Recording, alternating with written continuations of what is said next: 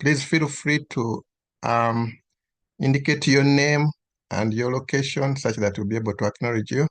I want to thank you for choosing to take off this time and join this online session. And at this point, I will ask my co-moderator, Juliet, to give us a prayer to commit this session into God's hand. Family Life Network recognizes family as cross-cutting, whichever faith that you stand in. What is required to address as a family what we experience is the same, and a lot of truth is shared in helping us to address to improve our families. So wherever your stand of faith is, it wouldn't matter because these aspects help us all out. So Juliet, kindly give us an opening prayer and then I will share the program. Over to you, Juliet. Thank you so much, Martin, and welcome everybody. Welcome on board. I'm called Juliet Alumo, and right from Soroti. Let's open with a word of prayer. Mighty and everlasting Father, we want to thank you for this day. Thank you, Lord, for bringing us here together. And Father, we pray for your divine mercy upon us, O God, that even as we join this call, O King of Glory, that even as we join this seminar today, O King of Glory, may you enlighten us, O God. Come and use us for your glory, O God. Heavenly Father, even as we learn, O my Master, may we learn, O King of Glory, from you, my Master.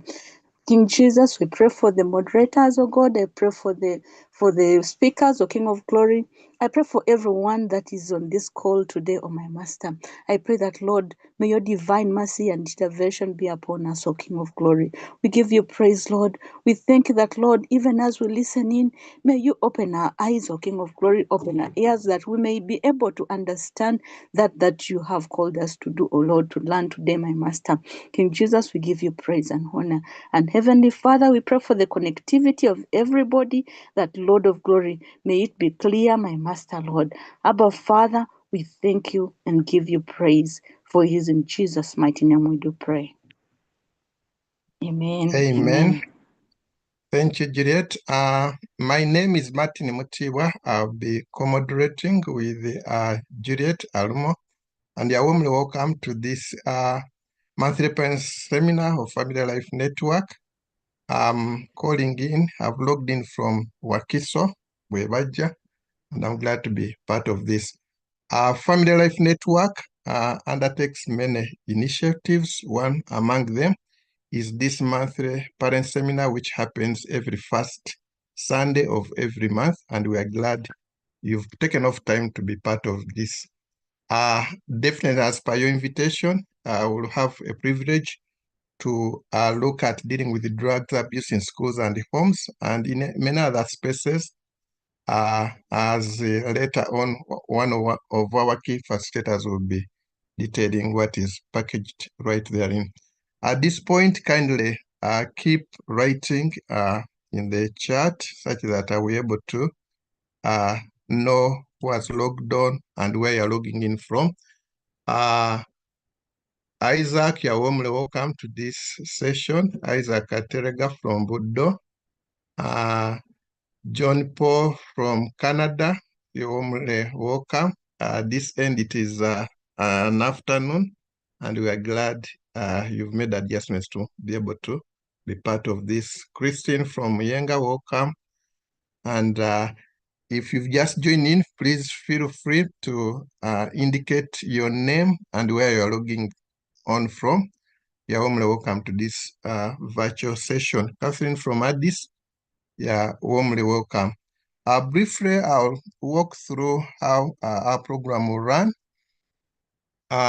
We are blessed to have our facilitators. We shall have Joseph Nahamya. Joseph is a youth aged 24 and having gone through a situation whereby he pulled through an encounter where of drugs abuse and now pulled through. We thought it appropriate that he will share his story for purposes of even enabling us to pitch how well when Sarah Byamukama, the our counselor comes on board to take us through several aspects that will enlighten us in which tactics people go through, especially the students, to get trapped into the drugs or addiction, what preventive measures that parents and schools can use to help children, but also other people in our circles of relationships, but also signs and symptoms that a child may exhibit once they are trapped. So that will be handled by our facilitator, Sarah Byamukama, and Sarah has been, I'll later share so much about her, but Sarah is a teacher and a counselor for over 25 years. She's a director at Mark Biomedical Limited. She's married to Engineer Byamukama for the last 21 years, a mother of 4, and she has widely worked with the young people aged 13 to 25 for a long time. So she will ably support us to understand better and how to walk through those aspects. So that's a bit about facilitators that will push us through this day. Others, in light of our program, thank you, Judy, you've taken us through the opening prayer. We shall have welcoming remarks from our beloved Langers. Mr. Langer is the Chief Executive Officer of Family Life Network. He'll give us a hint and enlightenment about Family Life Network and the packages thereof. And today is just one of the packages of parent seminars. At this point, in the interest of time, I'll request our Elder Langer to share with us some insights and hints, the space that Family Life Network, the contribution is doing too. And I still warmly welcome everyone who has joined in from across the globe. And over to you, Elder Langer. Thank you. Thank you very, very much, Martin, for leading us very, very well, and for Juliet as well, for leading us so well, being our MCs, Master of Ceremonies. It is so wonderful that with the technology, we can be in different places in the country or in the world, and we are able to connect, and we're able to actually share information, learning, and teachings, you know. So I'm so glad that Juliet is in all the way in Soroti, and I'm also in a different location, but here we are meeting on this monthly parent seminar together. I want first to bring you greetings from my dear wife, Beatrice. Beatrice and I have been married for the last, actually this month, this August, on August 18, we will clock 41 years in holy matrimony. And so it's so wonderful that this month, today is the 3rd, so in just about 15 days, we'll be celebrating 41 years in marriage. So I'll bring you greetings from her. We have some family function where she's very involved. We have a big birthday in the family, and so she's busy with that. And so I bring you her greetings. I also bring you greetings from Family Life Network. That's the organization that is the mother of this parenting seminars.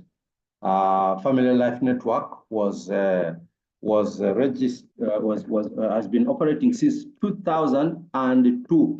We've been around for now 23 years, providing services to people. And this parent seminar is under our program called Uganda National Parents Network. Uganda National Parents is a baby of Family Life Network, and specifically it's providing services and ministry to parents. Let me see if I can actually put up what our vision is. And I know that some of you may have seen this before, but it's okay. We always get new visitors who come for the first time. So Even if you're here for the first time, that's okay. We'll just let you know who we are. So this parent seminar is under the program, Uganda National Parents Network, UNPN. And what is our vision? Our vision is really simple, that we are here working towards building a new generation of parents who will raise a new generation of youth with a positive mindset, values, moral, and character, who will make Uganda a great nation. Okay, I already realized that we have people beyond Uganda and all that. So yes, you can include there your own nation or your own continent, that yes, we are here to work towards building a new generation of youth who will make Uganda, who will make Africa, who will make whatever nation you come from great. So if our children are going to make Uganda, going to make Africa, going to make the world a better place to live in and a great world, then it means that the parents must be of a certain caliber. Parents who are able to really mold these children in a manner that this objective will be delivered. So how are we going to do that? What is our mission? Our mission is there, that we are here to actually strengthen families, all right? Because the family is the engine of transformation. You cannot transform a nation without transforming the families that are in it. In fact, one time a leader said that as goes the family, so goes the nation and the world as we know it. Let me say that again because it's very, very important. As goes the family, so goes the nation and the world as we know it. So therefore, the family institution is very, very critical, very, very, very critical and very, very key in the transformation of any nation. Because in order to transform a nation, to transform a society, you need certain values, you need certain characteristics, and those are things that are supposed to be inculcated through the family. The family is the natural place where those things are inculcated. So there we are. We are here to strengthen families by promoting strong marriages. All right, one marriage should be strong, not weak. Not only that, responsible fatherhood. You know, this thing of just being careless with the fatherhood, for us, we're very, very serious and very, very intentional about fatherhood. And by the way, I'm glad to let you know that last year, one of our topics here was fatherhood and the challenges that fatherhood was facing. And I'm glad to report that out of that, we now have a whole men's program that came out of it. And we've already graduated two cohorts.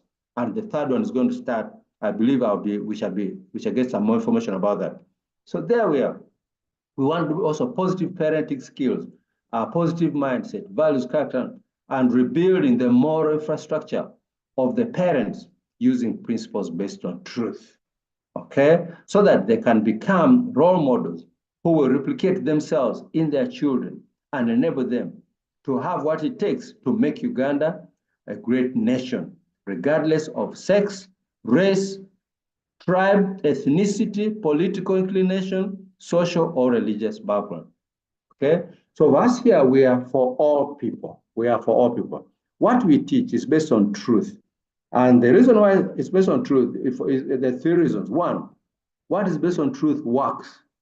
Two, what's based on truth is universal. It works anywhere. It works in any country, in any culture, it works. And thirdly, it's timeless.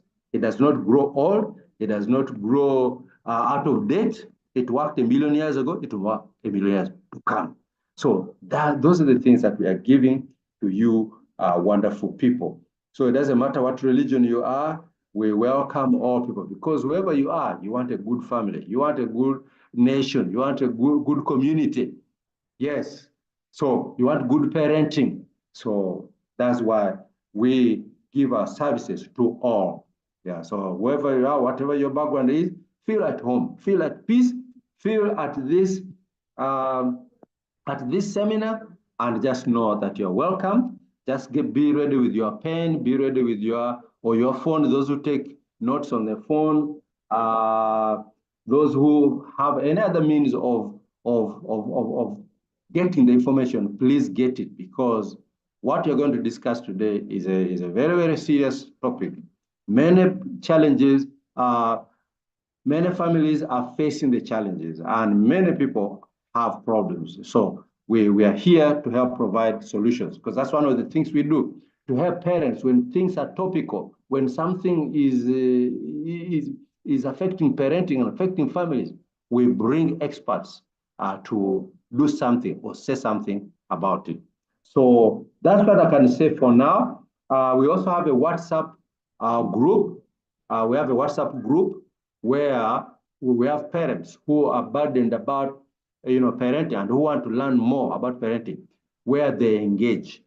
So right now we have a good number of parents there, and we welcome those of you who are just here for the first time. Please join our parents WhatsApp group and get more information, because even after this seminar, we will continue the conversation through the WhatsApp group. So please join so that you don't miss anything. So with those words, we'll stop there for now, and over to you, our moderator.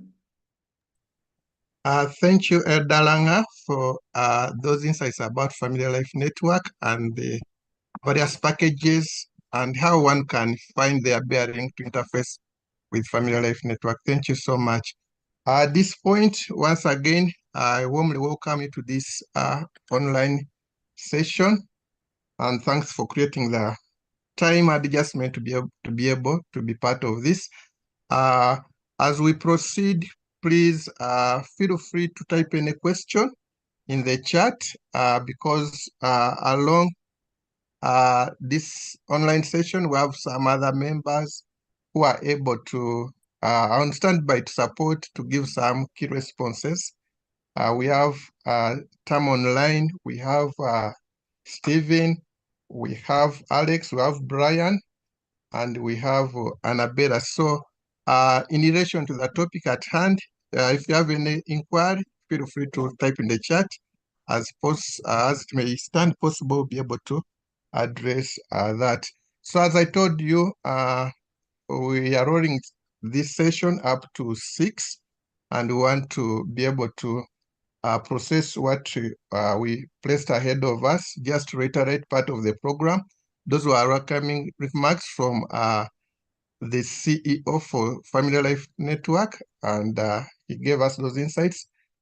Next, we shall be having a sharing of a story from Joseph. The reason why we chose to have that story is for him to share, because such a session is intended to address the attitudes and practices. So somebody giving an experience, the experience in pulling out of a difficult situation is quite helpful and appropriate for this. And thereafter, we shall have the expertise of Sarah, who will be able to take us through some in-depth of how to overcome and relate with the topic that we have at hand. And at one point, we shall open up for questions and answers, which will be directed to Joseph as well as Sarah, based on what they would have shared. And thereafter, still, we shall have on the program at 5:40 a testimony from a youth about one of the programs or packages of Family Life Network called the Bank, becoming a new generation. And then thereafter, we shall have some closing remarks. So that's how our schedule ran up to 5. And at this point, I want to ask Homes-Nahamya to come in and share his experience in light of the topic that we are handling today.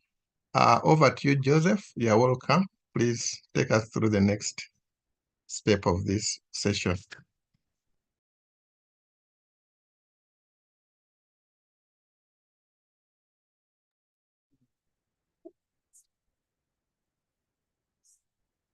Yeah, thank you, Martin and Juliet, for the coordination of this. I hope you can hear me well. If you are facing any issues with the camera, audio, could always let me know. So I am Homes-Nahamya, and I'm a recovering addict of crystal meth and heroin. So I'm going to take you through the stories. Let me open up my notes I have here. Key points.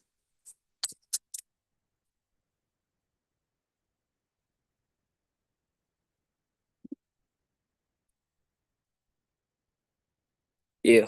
So I've been told to talk about the reality of drugs in schools and homes. And first of all, before I start anything, I want to thank God for where He has brought me. I like to testify about my life, having this testimony to talk about the change that He has brought in my life, because it's not easy to overcome addiction. Yeah, there are many trials that you go through, many failures, but if you don't have God, then you find that you're stuck in that loop. So I want to start off, I was describing myself. I used to be that young child who was good, liked by everyone. People looked up to me. The children, they'll tell children to be like me. Yeah, they'll use me as a reference point. Be like Nahamya, be like Joseph. He's a good person and all. Yeah, but I didn't know what was coming a few years later on. So what happened is in my high school, when I was in my senior 5 year, I got to learn about drugs, how they actually access drugs. But before learning how to access the drugs, I already knew about the drugs because of wide knowledge over the internet, music that we listen to as children, the videos that we watch on the internet. I got to discover about those things. So you'd hear an artist talk about a certain type of drug. I'd go on my laptop, type, search, what is this drug about? You try to understand what they're talking about, but I didn't know where to access.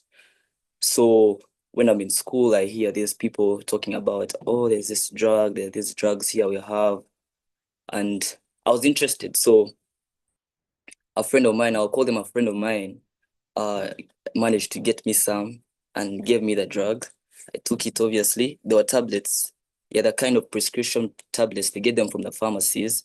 So I took them and I obviously experienced that first high, that first feeling of what drugs feel like. You're seeing things that don't exist, talking to people that don't exist. You're just in that hallucination world. So yeah, I like the feeling that it gave me.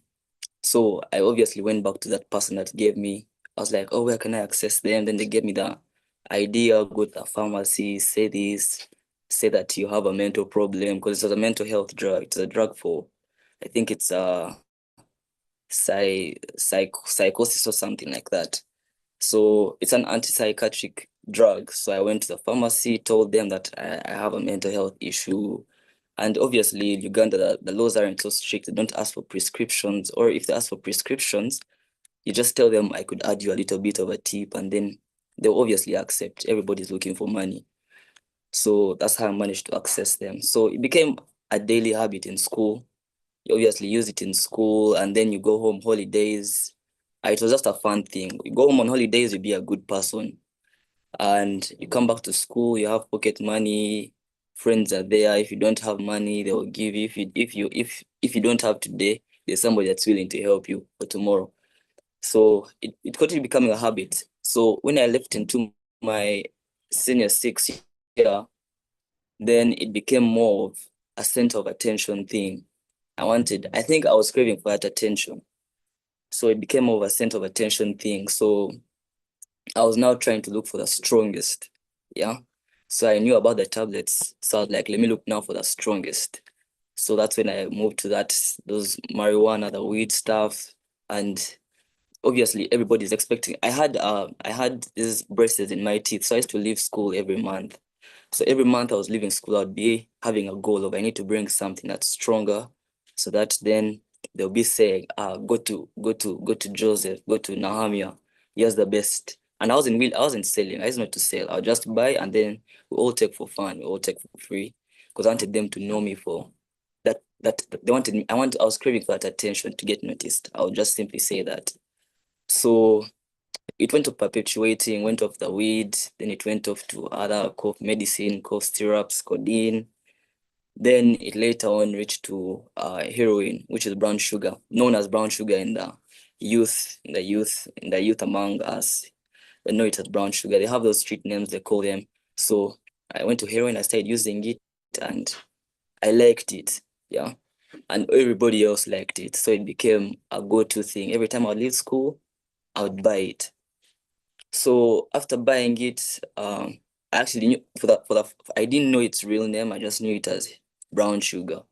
But then in my head, I knew there was something called heroin, and I knew it was really bad. So I was scared of heroin. In my head, I told myself, I'll do every drug, but when it comes to heroin, I won't do it. So me not knowing that brown sugar was heroin, I got into using heroin without my knowledge. So I finished S6. I'm working, getting money, going to the ghettos to pick those drugs, because these ones are not found in pharmacies. You have to go to the ghettos and look for them. So I'm in the ghetto, and then somebody asks me, they're like, "Hey, you, I've been seeing you here for a while. How comes you're not yet here staying with us?" And I'm like, "Hey, what do you mean here staying with you?" Then they're like, "Man, the heroin drug that you're using is going to lead you to come and stay here with us." So now in my head, I'm like, "What?" I didn't want to act like I didn't know. So I acted like, everything is okay. But in my head, I was like, "What? I've been smoking heroin the whole time." So they say asking me questions. Don't you feel morning sickness? Don't you vomit? Don't you have diarrhea? Don't you fail to sleep? They say describing the challenges I was going through when I wouldn't take the drugs. So that's when I understood, oh, so this thing that I'm going through, these withdrawals, is caused due to me lacking the drug. So I was like, oh my God, I think it's a done case. So when I realized it was heroin, from that time it was now a slope. Because at first I was doing it for fun. Then when I got to know actually what I was using, then it became, I was now scared for my life because I knew everything bad about heroin. So it became a down slope. Then work got done. I had to stop working. And now money is not coming.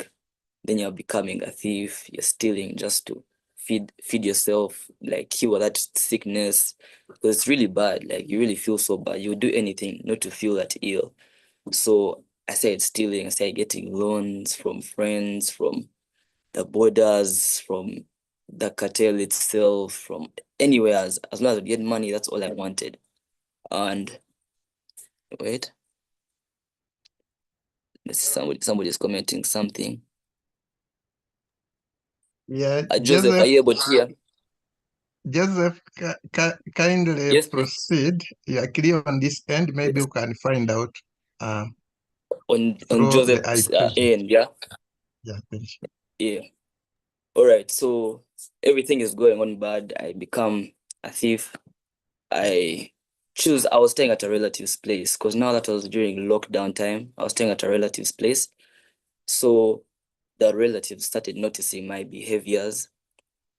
I started noticing the number, the duration I was spending in the toilets, because I used to smoke from the toilets, because these things, you smoke them and they don't smell. So I can do it from my bedroom, I can do it from the car, I can do it from the office, and you won't know because it doesn't smell, it's odorless.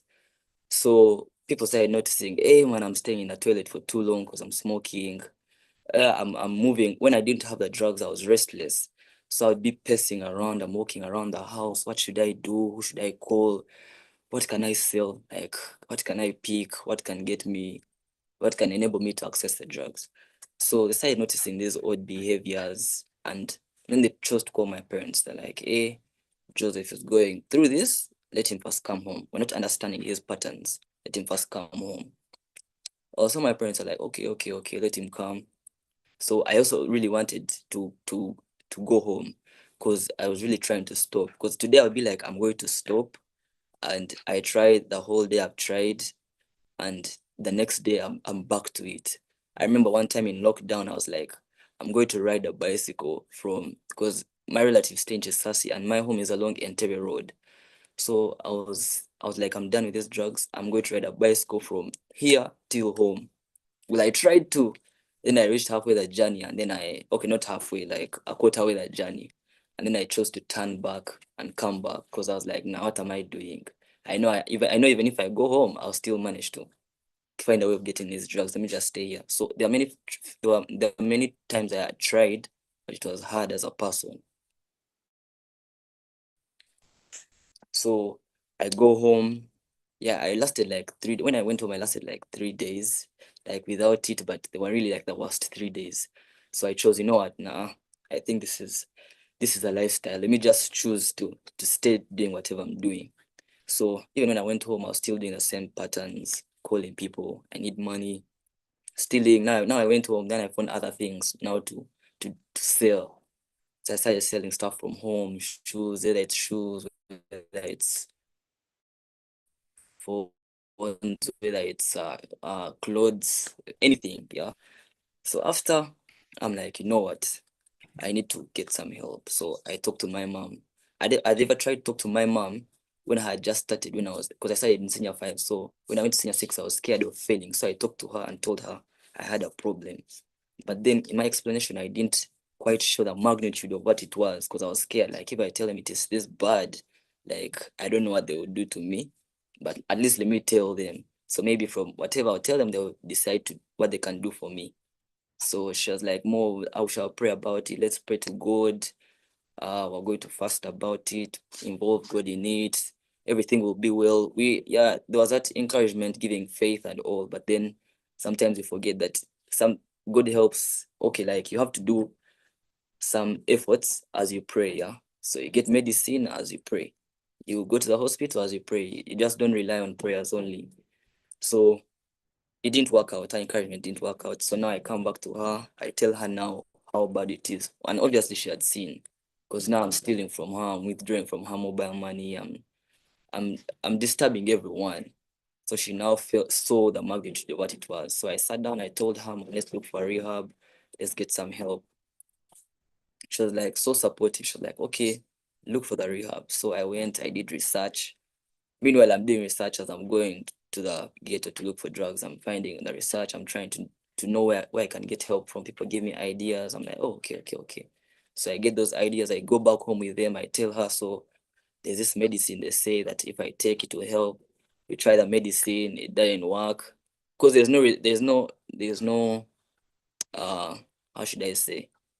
There's no way you can enclose someone in the house. So they still have to go to the compound. And when you're in the compound, you jump the fence and go. There's that kind of resistance. Yeah. You still have a little bit of freedom. You may be taking a medicine, but you have a little bit of freedom. So it didn't work. We tried counselors, it didn't work. So that's when I found out about the rehabs, and I told her I found out about a rehab. Let's try with topical. We go. She's like, okay, let's go. We sat in the car, we went there. I was quite happy. I was really quite happy. I'm working with my mom. We're a team in this. So we go there. I get admitted there.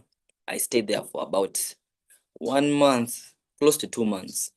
But then as I was there are kind of people I still associated myself with, the people that were not willing to change. Remember, I went in willing to change, but then when I reached there, because you're enclosed, there's no entertainment, there's no phone, there's no laptop, there's no thing that you do for fun. The only thing you have fun there is talking to people, interacting to people, you're chatting, and then you're chatting with youth, and those youth are also not willing to change. So kind of that, how they say, when you put one rotten tomato in a bunch, it ruins everything. So you go in the positive mindset, and then because of what's around, then you also get contaminated a little bit. So I'm like, now when I was there, I also got more information where to find things cheaper, where to find things quicker. Yeah. So I got to get now more details of whatever was in there. Like, hey man, if you're staying this far, there's this ghetto closer to your home. If they're selling to you at this amount, 10,000, there's this place where it is 5,000. So it'd be like, now if I was struggling to get 10,000 and I was still managing to get 10,000 a day, 10,000 is just an example, yeah. And I was managed to get 10,000 a day. What about 5,000? 5,000 will actually be easier. So those are some of the things that, like that bait, they plant that seed into your head, and it actually grows and becomes an idea in your head. So, and also when I was inside there, I started facing kind of challenges, like the feeding in Butabika wasn't so good, like the food was so bad. I'm calling home. They're like, yeah, we shall come and visit you. But yeah, in the inner you is like impatient. So you come up with your own maladaptive behaviors. Now, from now I have this tendency of making workers my friends, like the house helps, the guards of places. I have that. I like to associate with everyone. I don't undermine anyone. So I used to be the person that would go talk to the guards, hear their side of life. I go talk to the workers there, cleaners, hear their side of life, just associating. So because of that relationship, then they became easy to manipulate, to now bring for me drugs inside. But this time they're not for me to consume, they're for me to sell so that I could manage to get some little bit of money to spoil myself, buy some chips, buy some chicken, because the food was really bad. When I say bad, bad, yeah. So because of that, it's Joseph, please continue. It's just an interruption. Thank you to be handled. okay. So as a means side there, now I started selling drugs. Then one person that used them, they kind of made him sick again because he hadn't been accessing them. Like kind of the withdrawal syndrome came back to him. So the day he smoked, then the next day his body was craving so much, he became sick again. And then the nurses were like, but he was kind of becoming better. He was kind of healing what had put him back in that situation. So they sat him down and they talked to him, and then he directed them to who sold to him, and it was me. So later on, I was expelled from the place. I was told to leave the place, to come back whenever I feel like I want to change. So, but then remember, I wasn't taking. So me, I thought I'm okay since I'm not taking. So I leave the place. I'm like, I want to go back to school. So when I started senior six, I didn't excel. Yeah, I didn't pass. So I was like, you know what? Let me go back to school. So I sit down with my mom. I give her a plan. I'm telling her I need to go back to school and I'm going to be serious, everything. They were supportive. I told them I want to go back to senior five. I was so determined. Yeah. So I get a new school. She told me, look for the school you want to. I'll pay the school fees. So I look for the school, thinking it's far away from the city, thinking it's far, it will change my mind, yeah. So I go to the school, and the first day I reach there, I see the whole community. You know, once you have been in a certain kind of life, then it's easy for you to identify those people that also use those substances. There's a way you can read their emotion. So I quickly noticed the people, and the other people that became my friends. So that first day I went to school is a day I also did drugs again. So it becomes a habit again. Still, I'm leaving school to work on my teeth every month. And I still access the drugs. I'm still getting money. I'm going with them to school. People are sending me. So I saw that it was quite more expensive to sustain that heroin addiction. So I chose to like, oh man, if this is hard, let me like step down a little bit. If I'm doing class A, let me go to like class B. So I started using tablets again, but like they're like heroin, because heroin is a painkiller. It's in the class of morphine and all those type of drugs. So I go to tablets that are called tramadol. Yeah, so I started using tramadol in school. And then one time I sent, so now the person that was bringing for me in school was the head chef, those people that cook food at school, because the one that had the border. It was an easy way for me to get my drugs faster because he had a border. It was one that would bring for me from the pharmacies. Like I said, pharmaceutical drugs are easy to get. So it's one that would bring for me. So one time I left school and then I went to the pharmacy and then the tablets were done. But then the pharmacist told me they had the injectable version. So I'm like, oh, okay, it's okay. You give me the injectable version. Yeah. So he gave me the injectable version with a needle and all those things. I went to the bank toilets, and I'm trying to inject myself and all, but it was hard. So I didn't have that courage. I was shivering and all. So I'm like, man, across the road there was a clinic. So I go to the clinic, I tell the lady, like, man, how much is it for you? I have the medicine, I have the injection, I just need your help. Inject me. So she's like, that would be 20,000. I'm like, but I just help me, like we could do it on the side, even if like you do it from outside. I don't care. I only have like 5K on me. Help me out. And you won't put it in the books, so it will be your money. She's like, okay, come to the room. She went outside, peeped. She's like, okay, now you enter. I entered. She injected me, and then it hit me faster. because it goes straight to the brain and all. So I was like, hey, what is this? I remember crossing the road and I was asking myself, will I make it to the other side? Because I was like seeing stars, kind of stars. So, and when I bought five ampules. So I had now 4 left. So I'm now going home with injections from school, and I'm now in the bathroom. I'm like, what is this that I'm doing? But I was like, oh man, it was better. It tasted better. It hit me faster. There was no need for waiting. It goes straight to the brain. Yeah. So that's when I started injecting myself. So now I go back to school. People are like, hey, what did you bring this time? What did you bring? So I show them what I bring, and everybody is scared. They're like, oh man, nah. We're not going to do that one with you. That one is for you. You're there alone. We're not with you. So I'm like, anyways, those are their things. Yeah, those are their things. For me, let me enjoy. Since I'd got to share, now if you don't want, then everything is now mine. So I started using in school, taking a lot. So one time I started exceeding the limits. Yeah. So I started overdosing, having seizures in school, like inject you blackout and you're shivering, foam is coming out of your mouth. People are like, what is happening?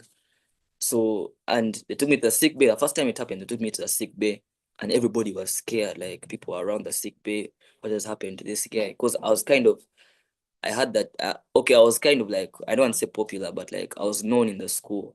It's like, what's up with Naha? What's up with Nahamya? All those things. So as an addict, you have ways of escaping, let me say, trouble and all of that. You have those lies you tell. So I told the nurse, nah, I'm diabetic.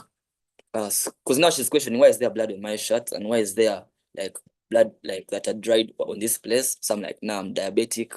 And like I needed to put insulin, but then like the sugar had gotten done in my body. So that's why I blacked out. So, and I said it confidently and she believed it. So she's like, oh, okay, like, no, please keep making sure when you feel that you're very thirsty, you're craving sweet things, man, maybe that's a sign that the sugar levels are low, what. So I was like, yeah, I didn't notice, but then I was in a lesson I wanted to finish that she refused me to go out.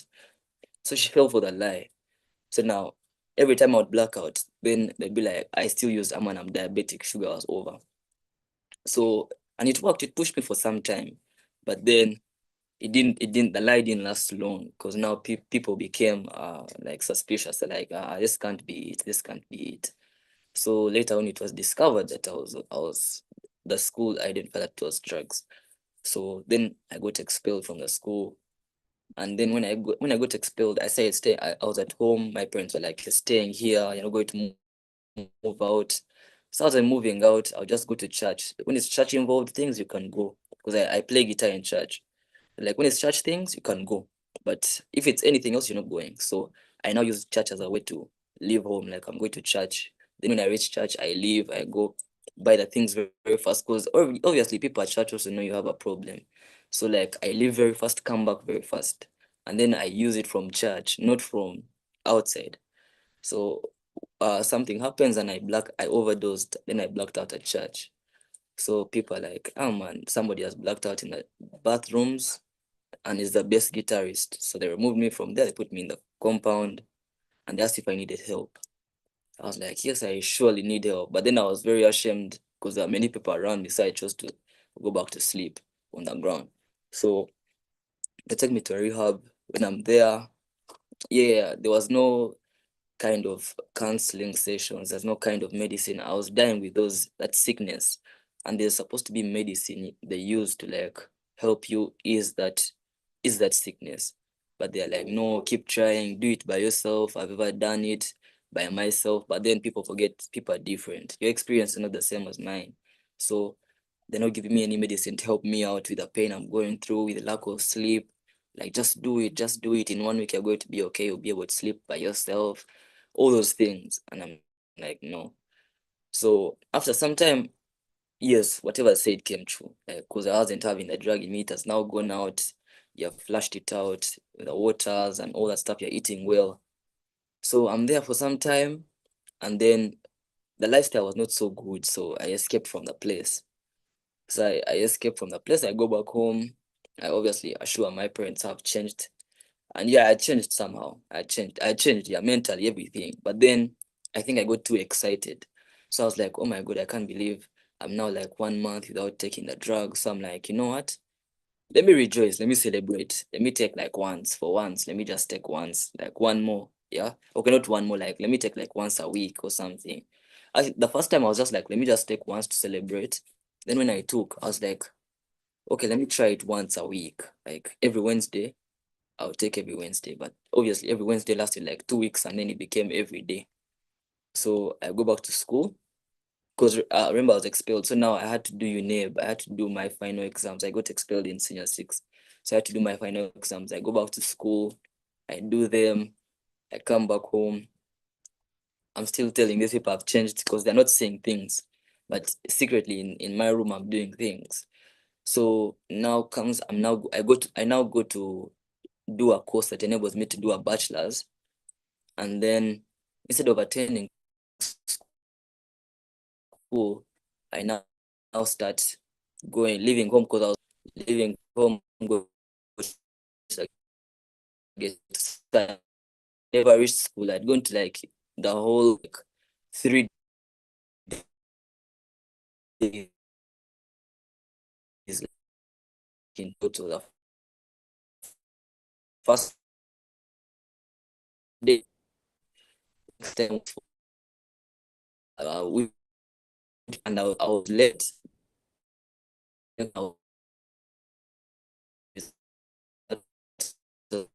Now semester, even semester 2 had started, but they wanted results of semester 1. My parents.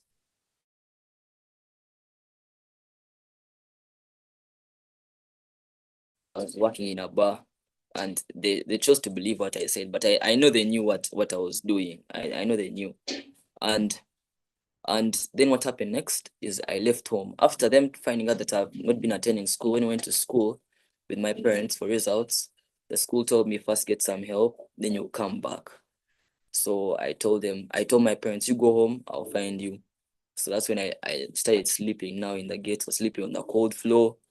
You're sleeping there, you don't have nothing to eat, you have nothing to drink, just calling people around for some help, like, mommy, I'm hungry. Like, okay, like I would always call my mom, like, man, I'm hungry, I need something to eat. For like for the first weeks, it was working, like I need something to eat, I need something to drink, so she would send me money.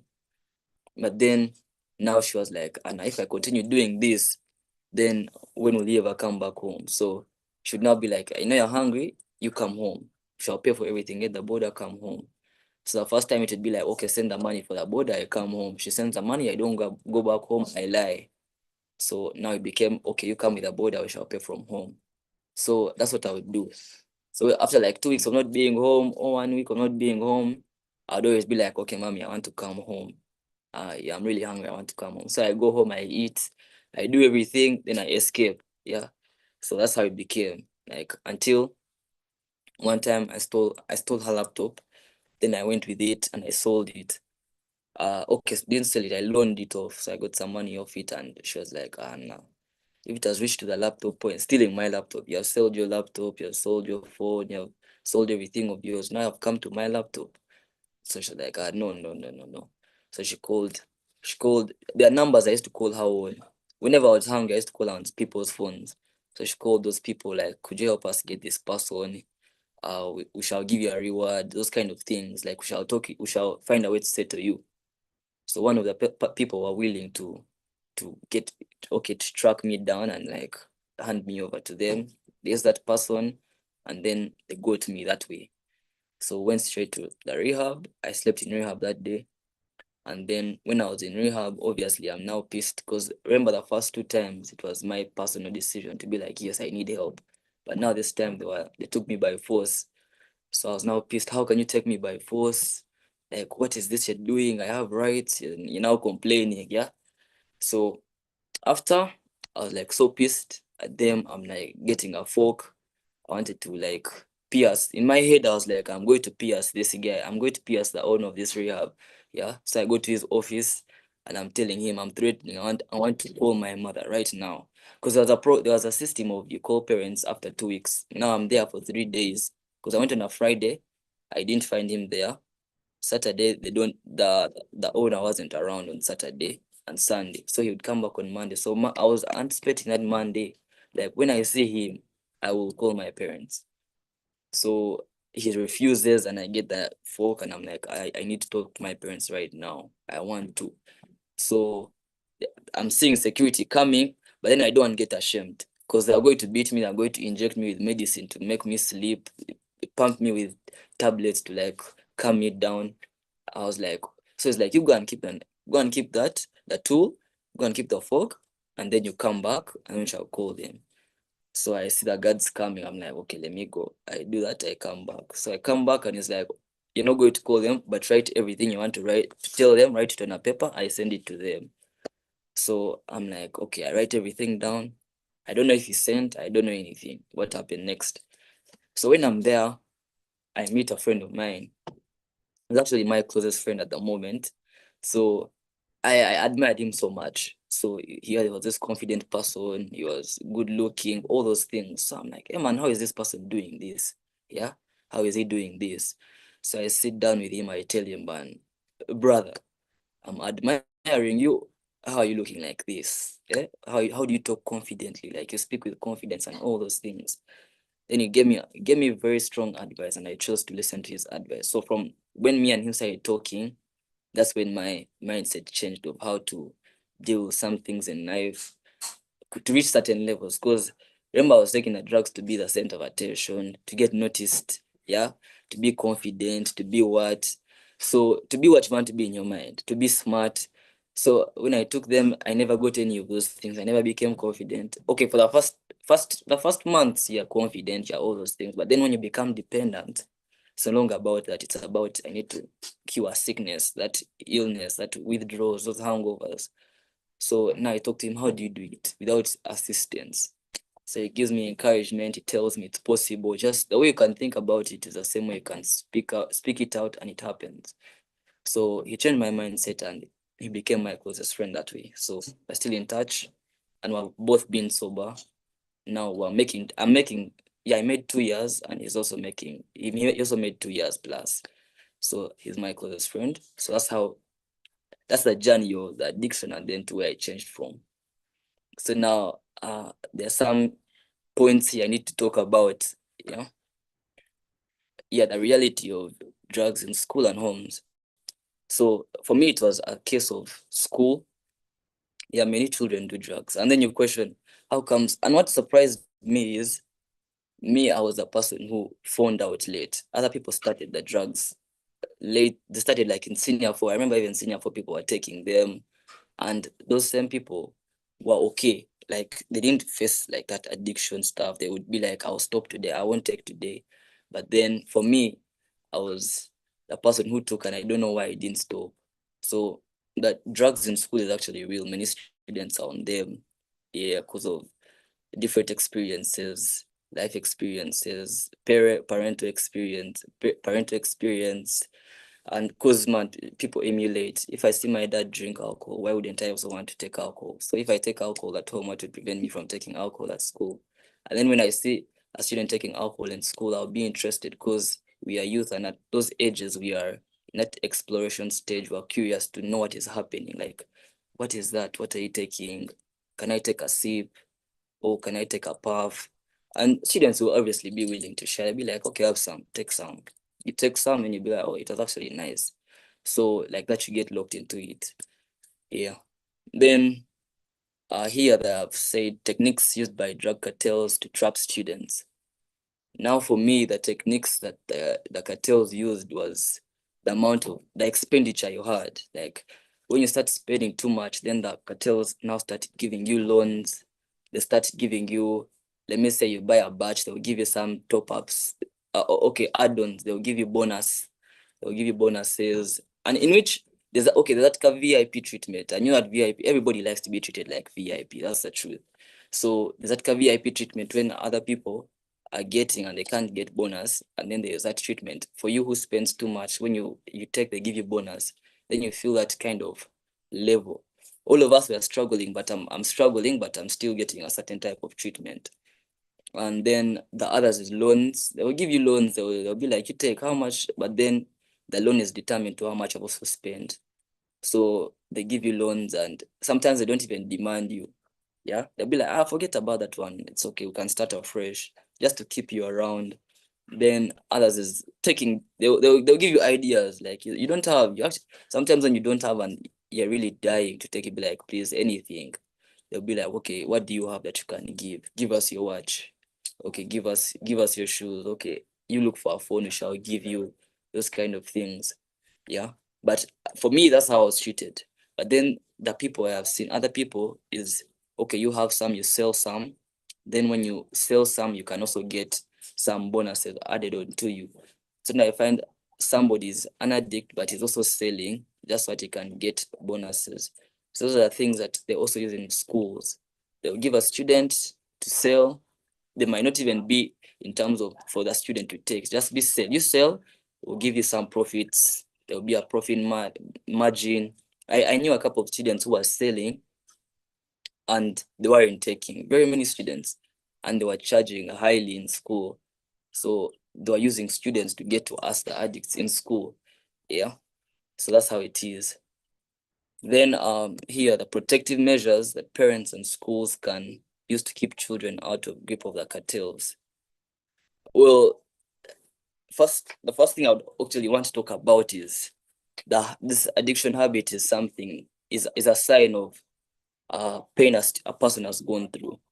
So there's a reason why they will come to me, and then they will come to my brother and they will ask us, do you want to take? And then I'll be the one to say yes. And for him, he has a chance of saying no, because there are certain struggles in life we go through and we're looking for pleasure. So this can be traumatic events you go through as a child. Yeah, you are raped as a child, or you are badly beaten. Yeah, that's child battery. You find that you have survived parents' deaths, you have lost parents. So there's many things that happen to children, and then they don't have the way of expressing that pain to anyone. They are scared of opening up about that pain. So they end up resulting into drug use. So the first thing about parents, the protective measures is getting to know your children. Yeah, create that safe system, create that bond between you and your children, so that they can, whenever they go through any troubles, they can come and talk to you. Because there are many things I went through, but my parents don't know, because I'll be like, hey, if I tell them this, they might blame it on me. Yeah, or if I tell them this, there are those thoughts children have, like, if I tell that my parents this, they might cane me. Yeah. So the first one is like the bond between the child and the parents. Because as you can see, like how I've been describing my story, I always called my mother. I always called her, like, I'm hungry, I need help.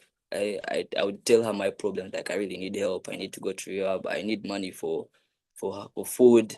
Okay, I miss home. Let me come home. And she was always open. She never like threatened me or anything like that. And same to her family, like same to the family members.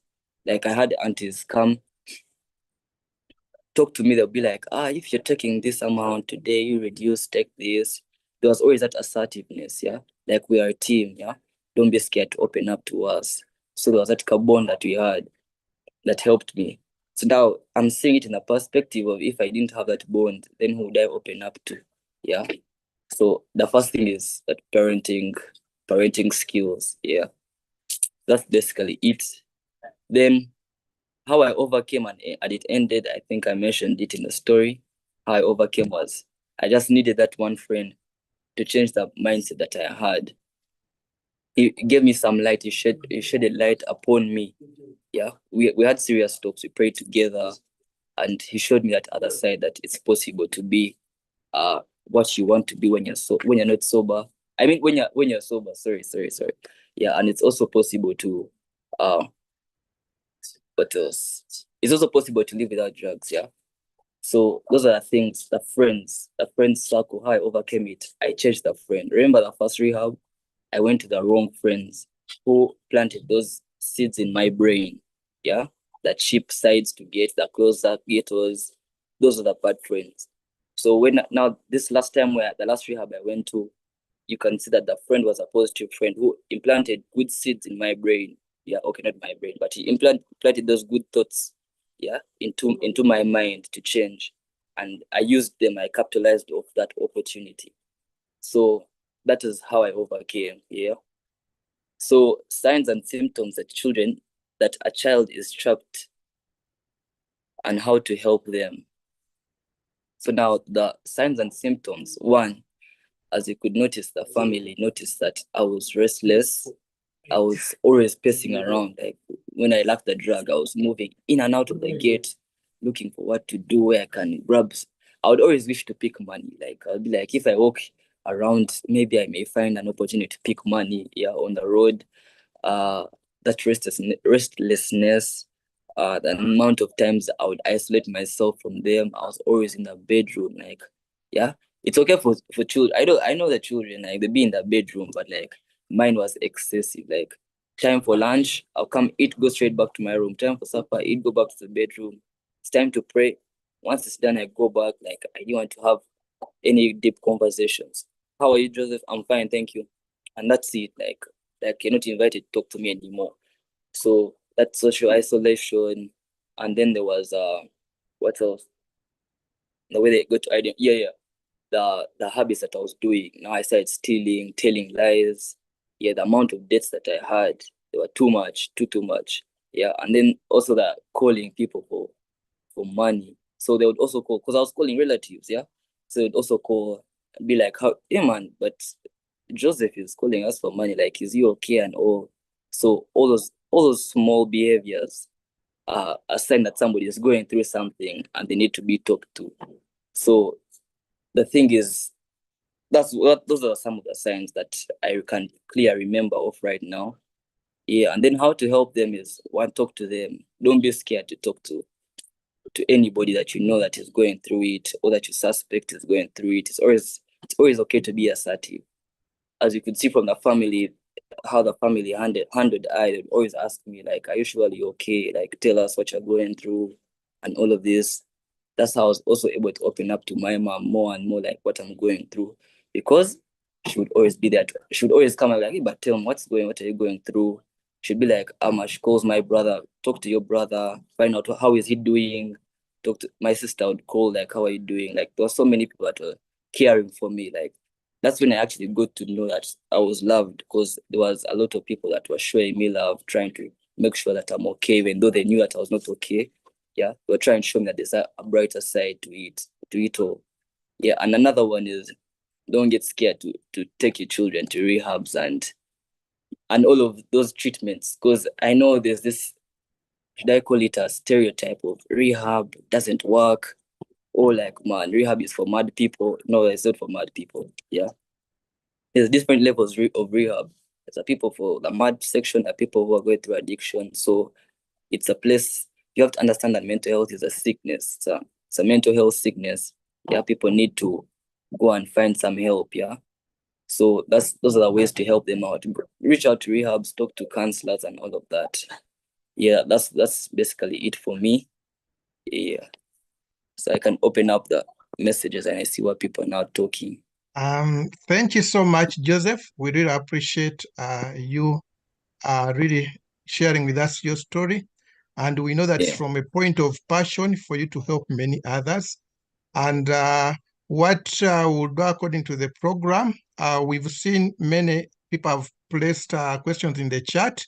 We are taking note of that, and we shall have a session where we have question and answer after our next facilitator has gone through that. So Joseph will get time to process some of the questions, and it's another time just ahead that will give him the opportunity to respond to them. Joseph, thank you so much. Your story will go a long way to help many others, and we thank you for the passion for reaching out to help many others. In the flow of this program, we scheduled that after Joseph's story, one of our colleagues, Sarah Biamukama, a highly resourced person. She's been in teaching. She's a counselor for over 25 years. She's going to take us through to deepen what Joseph has shared from a technical point of how to help out in such situations of drug addictions or abuse. And as well, Sarah Biamukama is in a medical setting. She has also that perspective to help us understand some of even the technical terms Joseph has been making mention of to place us at a position whereby we can better relate how to overcome or prevent the same. Sarah is a mother of 4, so she is very conversant handling children, but also in her work setting, she has handled so many youth.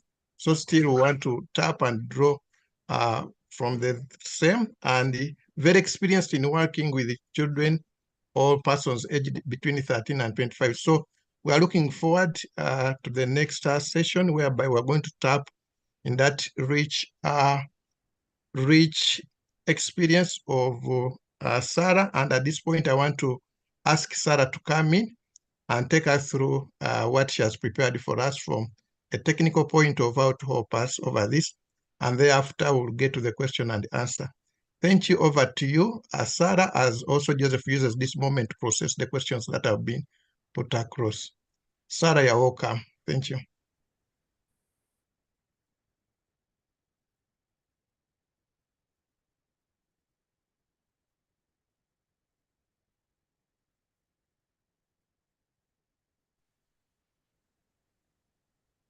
Good afternoon, ladies and gentlemen.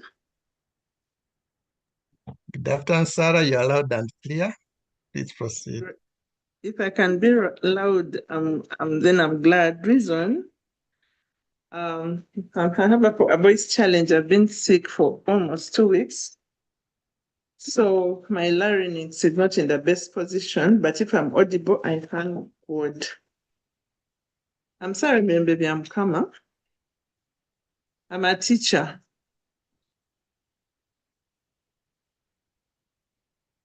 Mercy and Katie, I am online. I'm live. I'm a teacher and a counselor. I began my teaching career in Katikamu SDA when I was a young girl, fresh from the university. The school I was privileged to work in, that is between 2000 and 2005, was considered a rehab. We got students who had failed 4 or 5 times in different schools, and they were brought to Katikamu SDA.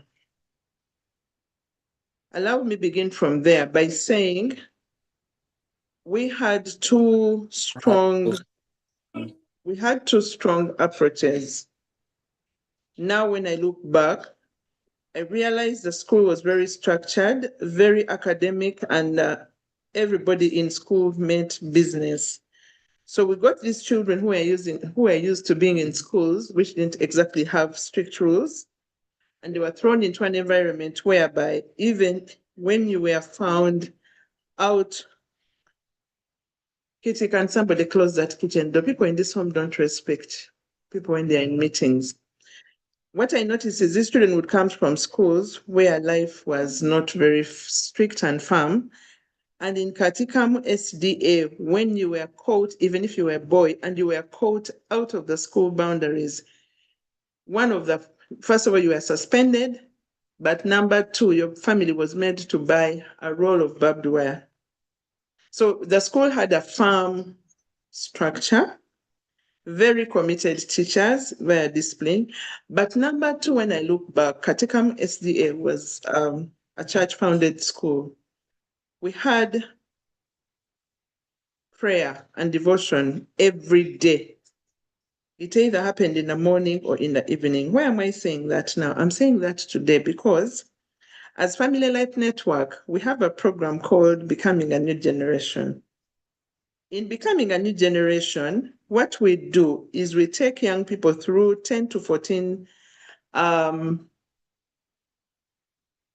Somebody is saying remove the camera cover. I don't know how to do it. Sometimes when I go on Zoom, it goes on. Sometimes it doesn't. Sarah, please proceed. Thank you. Is it off now? Yeah. Yes. Is the camera cover off now? Yes, the video, we can see you. Thank you. Please proceed. Okay, great. Okay, great. My son just came and moved. I don't know what he moved. I'm so sorry. We are digital immigrants. So I was saying that because Katikam had that ability of children being told about God every day. I'm telling you, every day. There was we used to call it chapel. And I was bringing it together with Becoming a New Generation, the program we do with Mr. Langa and the Family Life Network, whereby we are doing it for university students, we are doing it for students who are out of work. Anybody who wants to attend Becoming a New Generation, a program by Family Life Network, is invited and welcome. So what happens in Becoming a New Generation is, among the first two topics we teach, one of them is self-discovery, and the second one is family relations. In those two topics, we've discovered that any human being cut off from their relationship with God and anybody cut off from their relationship with fellow human beings, that is the start of all forms of addiction. Today we are on the call, and as we listen to Joseph, and probably as you listen to me, I've come on the forum as a counselor, but I look at myself more like a teacher. Because even Joseph, I met Joseph in education settings. I was a dean of students at Ernest Cook Ultrasound and Research Education Institute then.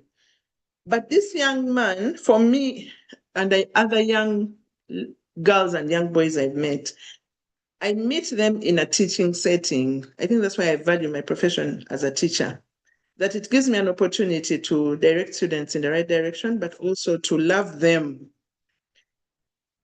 So much today for me, I am talking about, I'm emphasizing relationships, vertical relationships and horizontal relationships.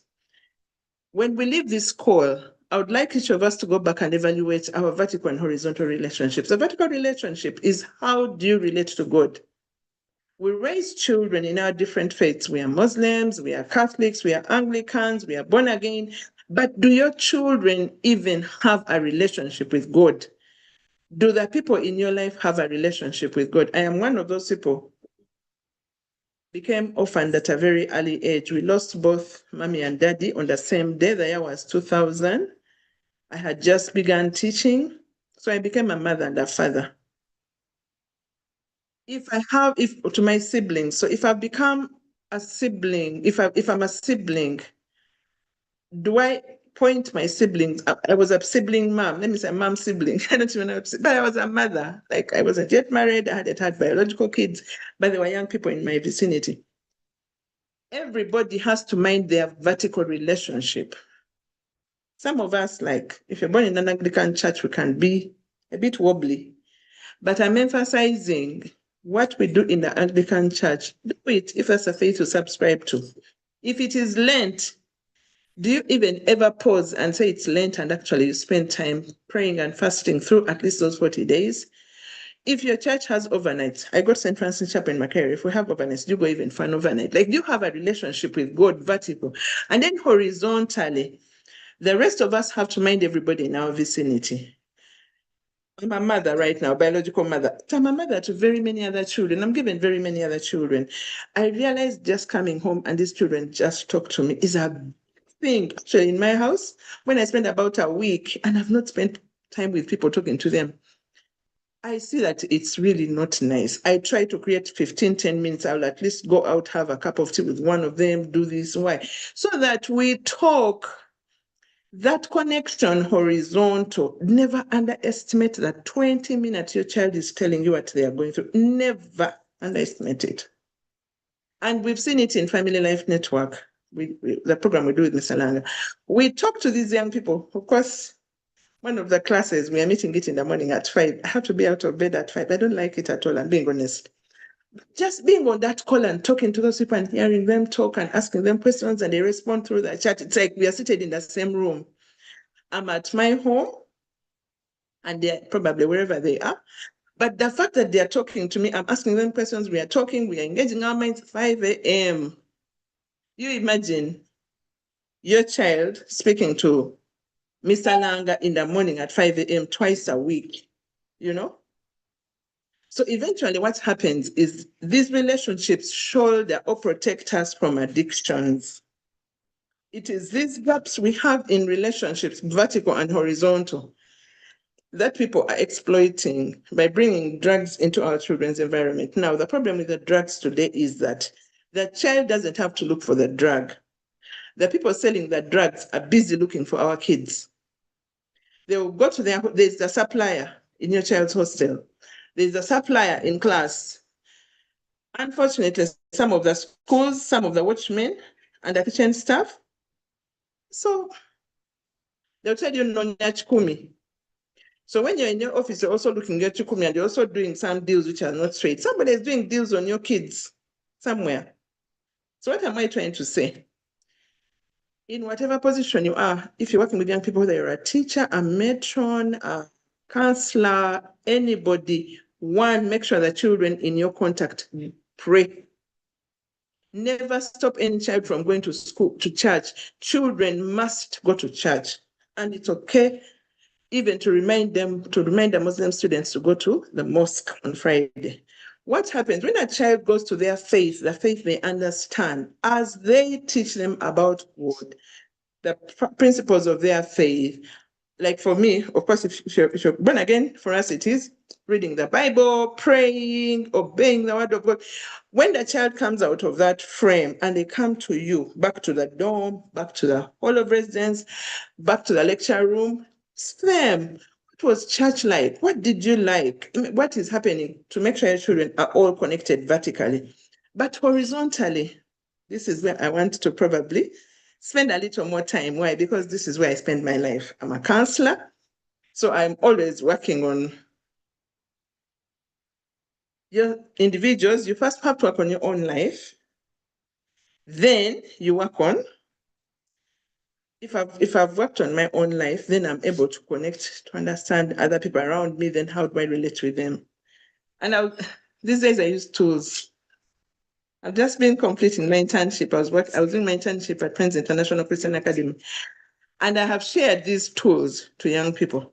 And I would like to share them to us, the adults, or the people working with children on this call.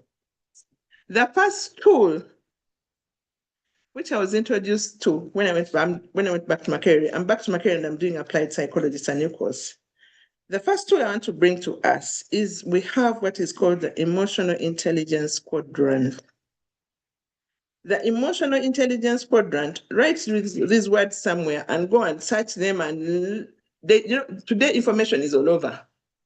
There is no information locked up somewhere like I have my thing, I have it, I can't pass it on your line. Write it down, emotional intelligence quadrant. I prefer the one by Goldman. Now, I want to compare emotional intelligence, which is EQ, and IQ, which is intelligence quotient. Intelligence quotient is fixed. We are born with it. It's to a certain measure. It's what we have.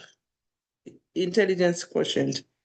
So intelligence tests for 6-year-olds, for 12-year-olds, for 20-year-olds will produce similar results. Like I can't over manipulate my emotion, my IQ, intelligence quotient. But emotional intelligence, the intelligence of emotions, can be learned. So I can start when it is low. I can start from very low units, maybe 0, but I can grow it. I can learn it. I can get better with it every day. This is a skill I want to pass on to every young person, but also for us adults to understand it and pass it on to every other young person in our life. What is emotional intelligence? The emotional intelligence quadrant. It has 4 compartments. The first compartment is I have to get self-aware. Everybody must get self-aware. Everybody. There's no shortcut. Get self-aware. Learn what's going on with me. What feelings do I have? What's affecting me? What triggers me the wrong way? How am I feeling? If I'm sad, why am I sad? If I'm depressed, why am I depressed? I grew up with a lot of depression. Mine was handled after I got to know the Lord when I was on campus. Some people live with depression for years. Deal with your depression. But if you are self-aware, then you now know, oh, I'm angry. I haven't forgiven my father. I'm conflicting with my mother. I hate the math teacher. Then the second quadrant, that is quadrant 2, is self-regulation. Okay, if I'm angry with my mother, what does anger do to me? If I've not forgiven my father, what is it doing to me? Like pause, think, whatever you discover in yourself, regulate it. Regulation is moderate. You can't live with spikes in this world. Even Today we are being told the greatest danger to our bodies is sugar spikes. If even sugar spikes are bad, that means even emotional spikes are not good. Now, once you have stabilized, you have regulated yourself, then move to the third quadrant, which is social awareness. Who is in my environment? Who is the next door neighbor? Who are these people in dorm? These people who bring me cookies, who are they? Read the room, understand what's going on. Who are my classmates? These people who always disappear, what are they doing? These people who are trying to take us to this party, what is it about? Get socially aware. When you're done with social awareness and the skills you acquire there, then you move to quadrant 4, which is relationship management. Now, in relationship management is where many of us are failing. And we are failing because we are not self-aware. We are failing because we are not regulating self. We are failing because we are not socially aware. We don't know our environment. So each of us should try to teach young people the emotional intelligence quadrant. That is tool 1. Tool 2, which I'll quickly just mention, is the feelings wheel.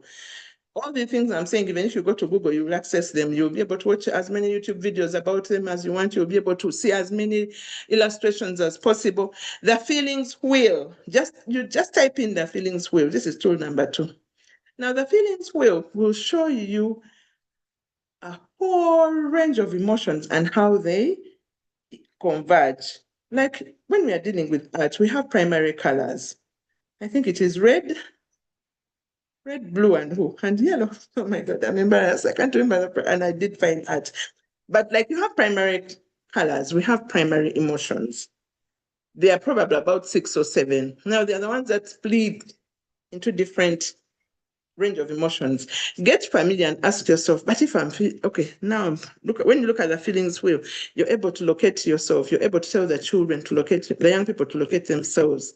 Which part are you? Where is this emotion coming from? It also helps in self-awareness. Then number 3, rule number 3 is something I call the wellness wheel. Wellness, well, I am well. The wellness wheel. WELLNES, in NESS, the wellness wheel, WHEEL, for emphasis. You know, these gadgets, they sometimes even change the intonation. The wellness wheel, this is what it does. When you go in the wellness wheel, it brings you those pictures and it gives you YouTube videos which we talk about all those things. You realize that many of us, even we parents, on the compartment, say 6, 7 compartments of the wellness wheel, many of us, we are not well even in a single area. What does it do? It makes us a target to drug cartels. I've given you 3 tools. Let me give you the 4th. Maybe I'll stop on that 4th, then I'll first go back to the other side. The 4th tool I want to give young people and anybody working with young people is the circle of control and circle of concern. Circle of control and circle of concern. Still, write it, Google it, watch YouTube videos, find books. There are even books. Some have written books about the things, these 4 tools I'm talking about. Circle of control. There are things which are within our control that if we do them, we actually can choose to do them. We can choose to delay them. But every time you're able to push yourself and you do it, it gives you a boost. It gives you energy. It energizes you. It fills your life.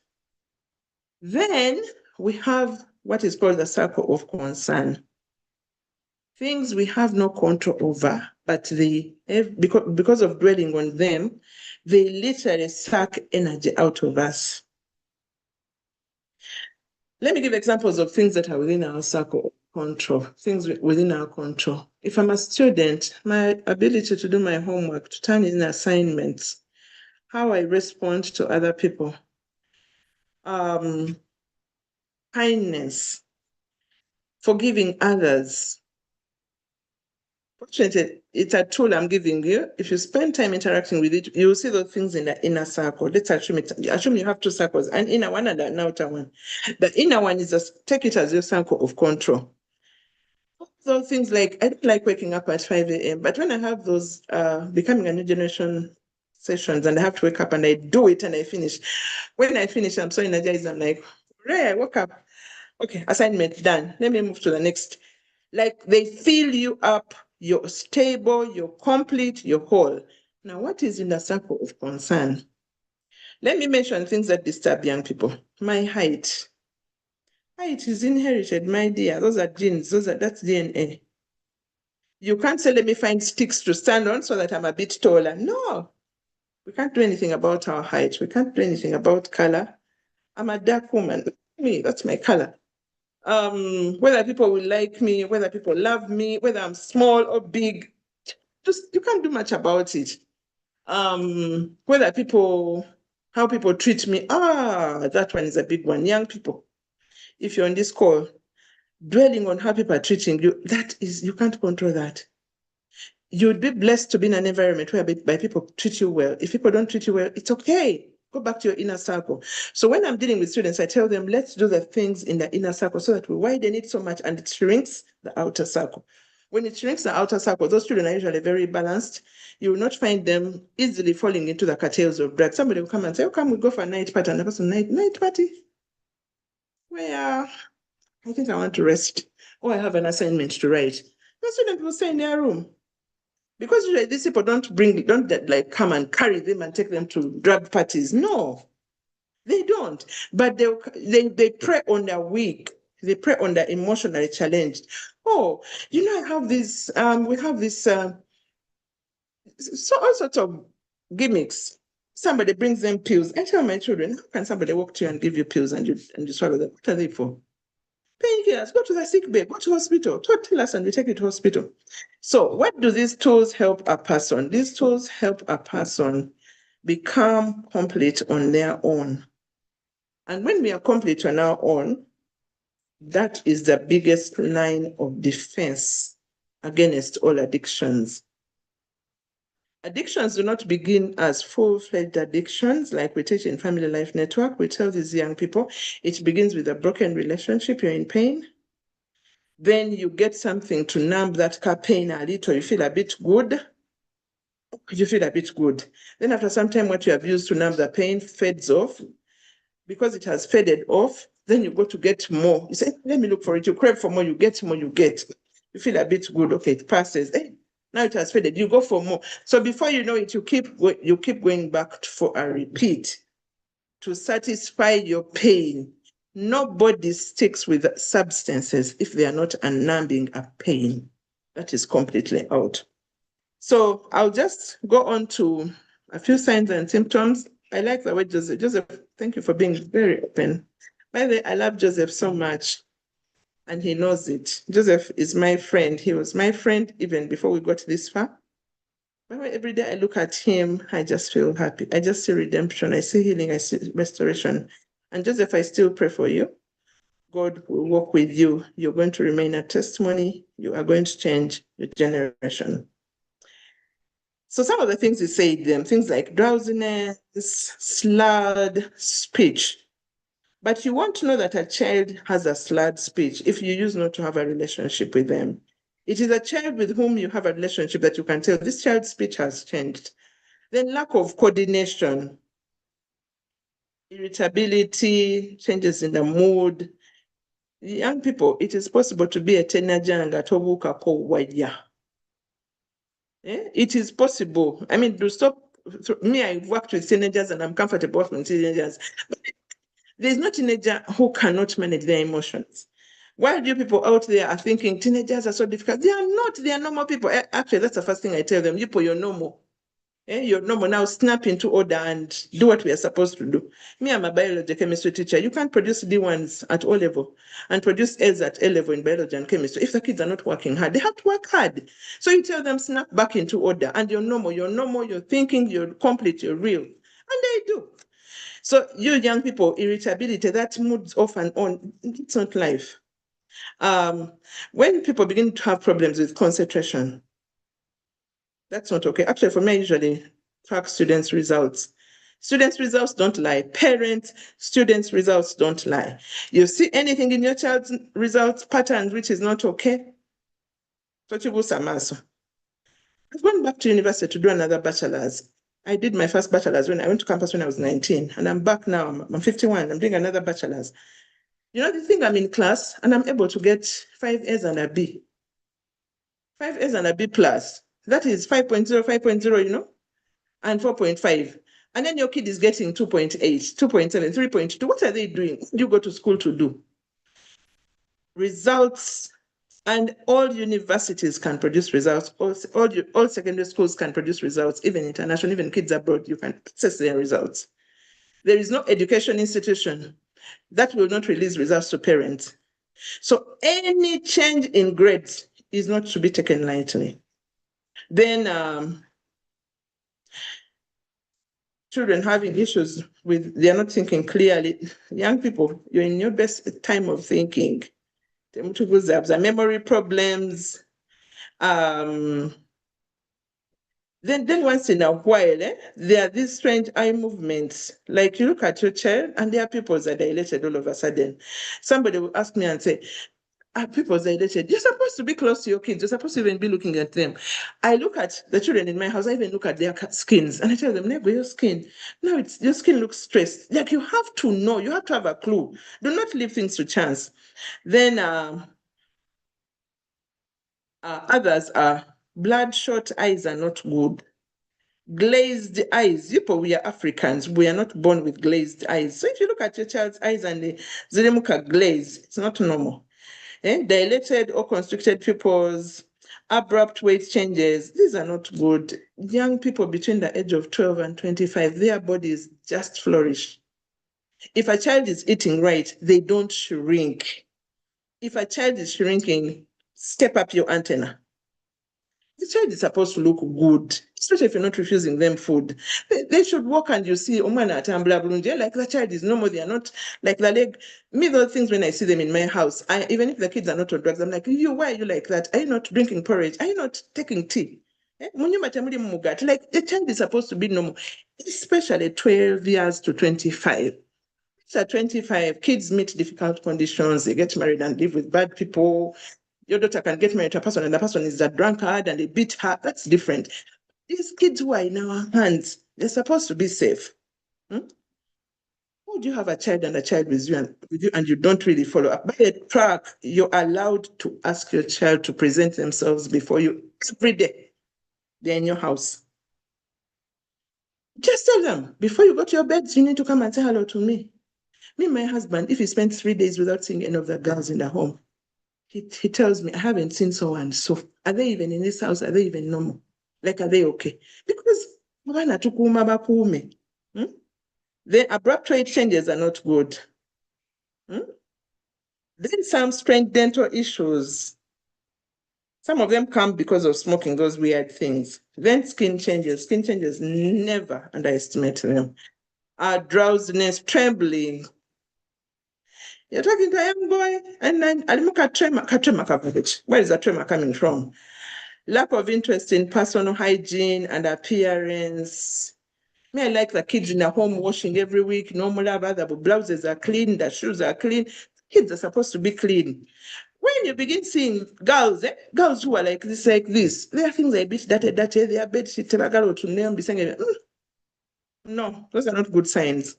By their parents, me, my son, not told me that our children's secrets are in their beds. She told me, Sarah, you need to check under your children's pillows regularly. You need to look into your children's beddings. Habits. Guys, don't be very far from your children's rooms where they sleep. Hygiene and appearance, loss or increase in appetite, circles under the eyes. Oh, you're young. What are circles doing there? You're 51 like me, what will you be? Frequent colds and coughs. And I think Joseph also emphasized this to me. He told me his mom was like, but you're always taking cough syrups. Why? Then irregularity of sleeping behaviors. Parents, let me mention this one. I had it in class. Finding strange items in your children's rooms. Spoons are supposed to be on the dining and in the kitchen. But when you find a spoon in your child's room, a spoon, and it has soot under and bits of candles and things like that, just know your child has graduated to a level of heating a substance and sniffing. But now I want to come back to this. Me, I'm not more interested in catching children. And allow me, this is where I'll conclude. For me, I'm more interested in us having relationships with our children. Relationships protect. Relationships guard. Let me use a relationship of a husband and a wife. I'm married to Engineer Biamkam. I realize he's not just a husband. This man protects me from so many things. Him calling me out, like there are things I can't do because I'm with him. One, I have to keep the home clean and the room clean. He expects me, if I have school, I have to go for school. If it is church, he expects me to go to church. Like he expects me to live a normal life. Now, those requirements on me to live a normal life is what we should be doing with even our children. Never allow anybody in your house to close you out and say, this is my territory, don't come near. Those are very bad signs. I want us to get into the habit of doing life. Lately, I find myself even questioning on my sisters. We are all big. But I'm looking for them. I tell them, I haven't spent time with you. I want to be with you. I want to do something with you. Why? Relationships protect. Relationships shield. Bad habits do not grow in close relationships. Relationships shield. There are all these statements, married people live longer. It's not by accident. There is somebody checking you out. I noticed when my husband went to study in Hong Kong, everything of mine, it's on direction, including the room. Come, dump clothes, do everything. Then one day it occurred to me that, my God, I even have order in this house simply because of my husband. So his absentia has cut off something from me. I snapped into order. I said, okay, let me act like he's here. What am I saying? I'm calling and advocating for close relationships everywhere.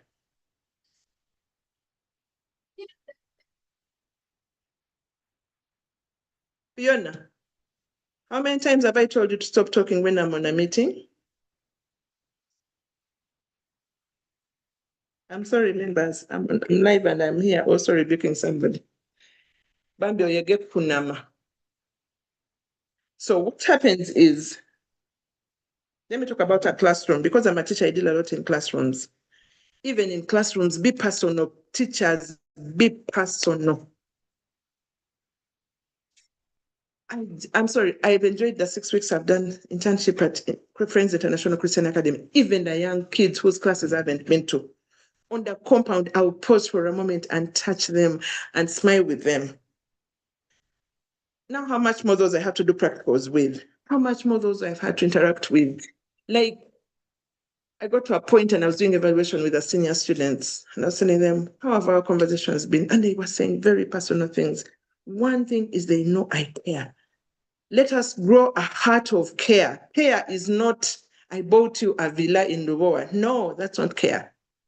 Care is the little things. Care is getting up and going and doing something with somebody you care. I'm rebuking myself too. I feel like there are a few relationships in my life I have probably not given as much attention. And I'm like, but I have such a big heart. I have to look up these people. I have to sit with them. I have to do something. Like, I usually don't have those big monies. But I want the 10, 15, 20 minutes I spent with that person to be meaningful. That is going to be the only way we are going to shield as many people of drugs, because the drug is being sold next to your door. The drug is being brought by a classmate in class in their handbag. A university lecturer is going on, somebody has drugs in their bag. And those drugs, they will either sell for a commission or they are selling so that they also make money to also buy more drugs. The pressure is very hard. The rich people behind the screens, the people we never see, are the ones who are thinking they want to live rich, make a lot of big money at the expense of lives. Finally, there is, on average, most people will get off drugs, however deep they've gone.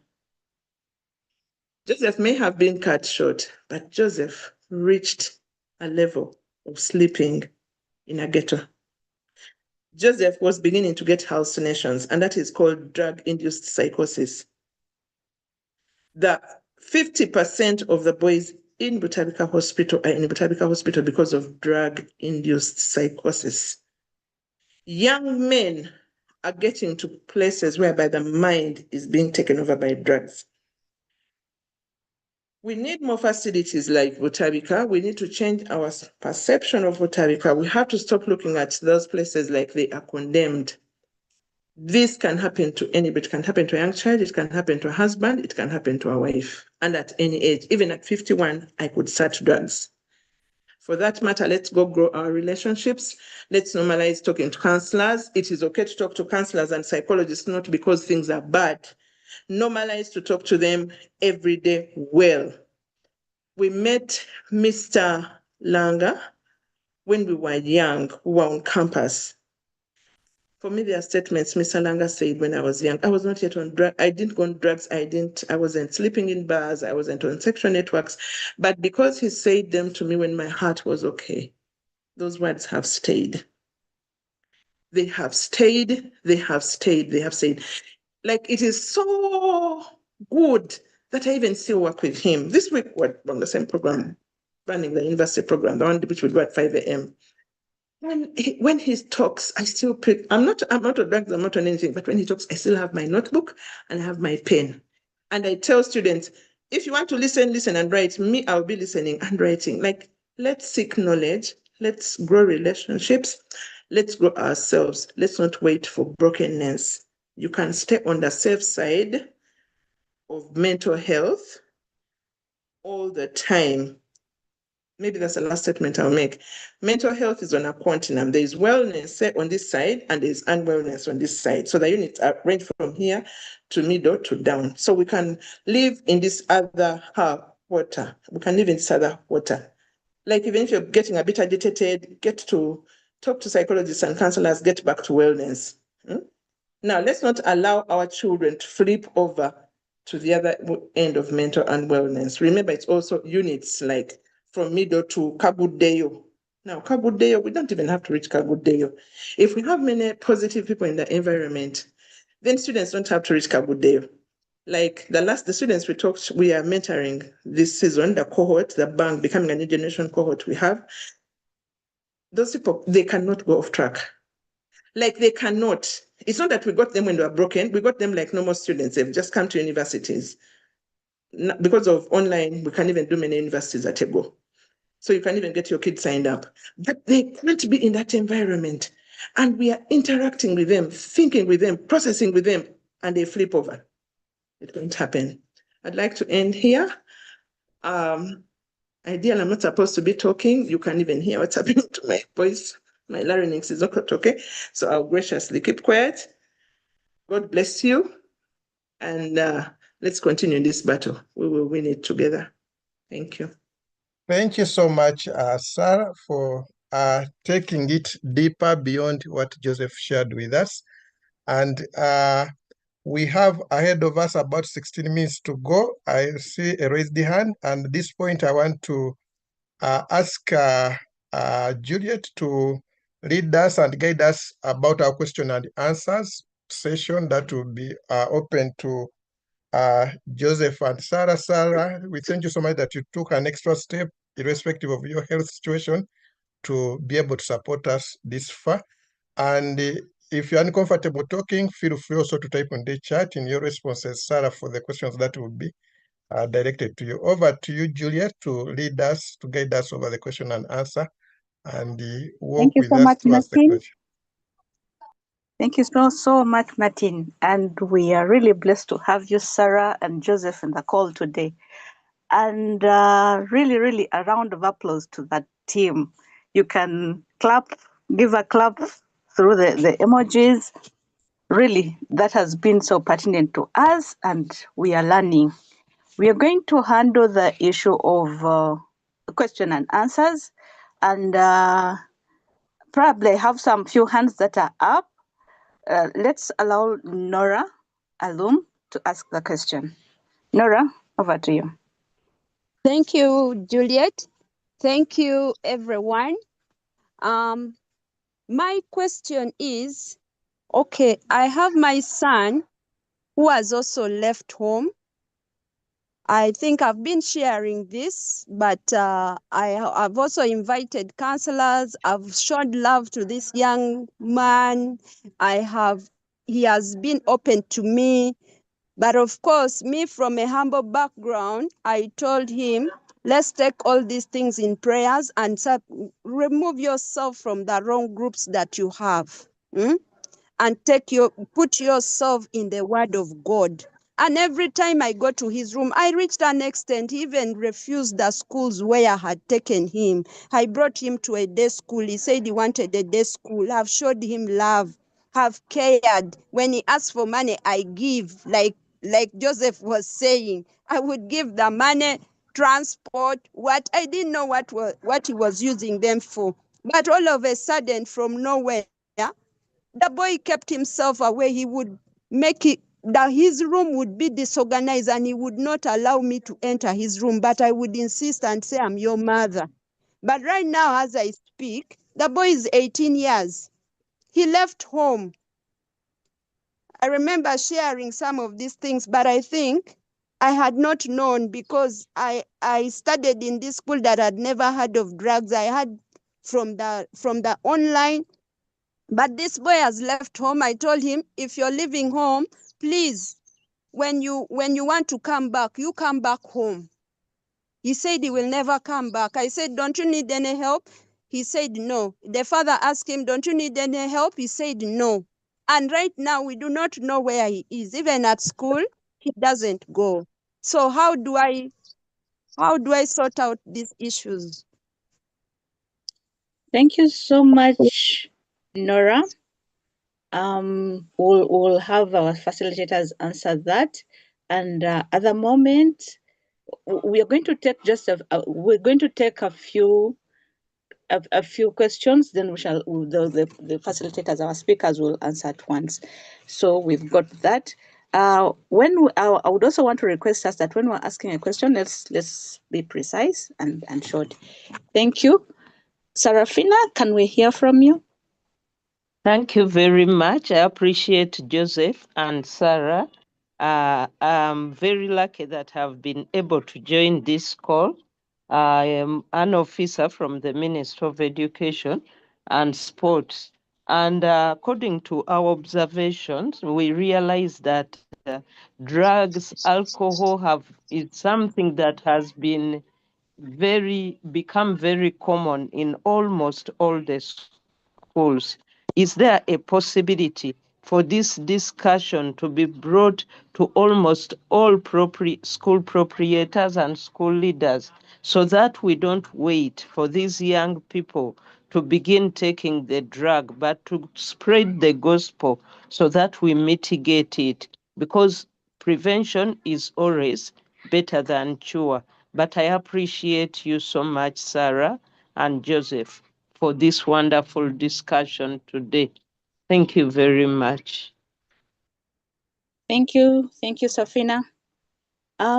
Molly, can we hear from you? Molly Kirunju. Yes, please. Good afternoon to you all. Sarah and Joseph, thank you very much for taking us through this. I have a brother. I think he has gone through all the things that Joseph has talked about, and he hates me for trying to help him. I have organized several times to take him to Butarika, to all these other rehabilitation centers, but I have failed. Somehow he gets to get the information, like maybe I'm working with my uncle or with my aunt, with my sister, and the information gets to him, and then he disappears before I get him. Unfortunately, his mother died when he was 4 days. Okay, he was really a baby, and then my mother took him on. So and unfortunately, our mother died when he was 3 years. So I have raised him, and he calls me mother. But I've told him several times, the way he treats me is not how a son treats a mother. He blocks me And then when he wants something, he picks up and calls me. When I'm not able to do it at that moment, he abuses me, uses strong language and what, and then he blocks me again. He will show up again when he wants something. He has gone through the sleeping on the floor, like Joseph was talking about. But my issue is, how do I break through to him to make him realize that he needs help? He's a university graduate and he finished his university, and that's when after completing university, that's when he started the drug thing. I am so heartbroken. I don't know how to continue with this, or but I need help on how to help him, how to break through to him. Thank you very much. Thank you, Molly. I have a few questions that came up from the chat, and basically most of them are going to Joseph. So one of the questions is, what triggered your starting drugs? So Joseph, you'll tell us that. Okay, I think he narrated it, but you can give us what triggered you. And then we have another question that says, how long did you take between the time you started taking the drugs and when you finally stopped? You could answer that. And then there's this other question that says, if these drugs or medicine can be bought by, okay, this was a concern, it can be bought by our dear children or students from any pharmacy. What is the way forward? Because we need to find a solution. Then there is this drug being sold in small shops called Kuba. It is like tobacco, just for chewing. And the government kind of asked people to get it off the shelves. But to my surprise, it is too much available on the market. That's a concern. And then there's this question that says, Joseph,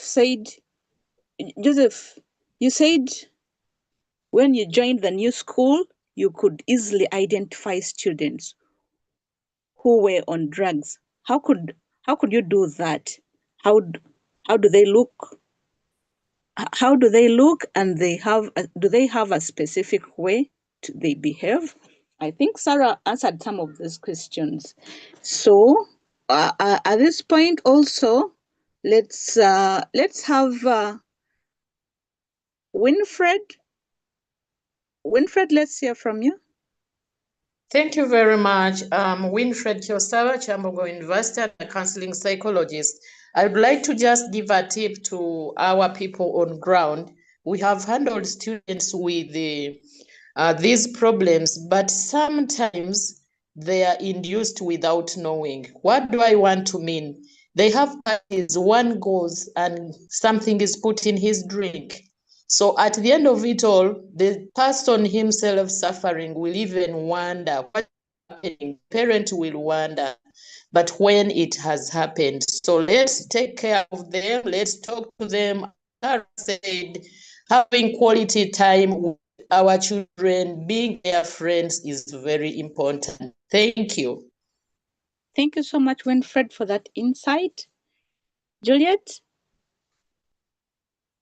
Kavuma, please unmute.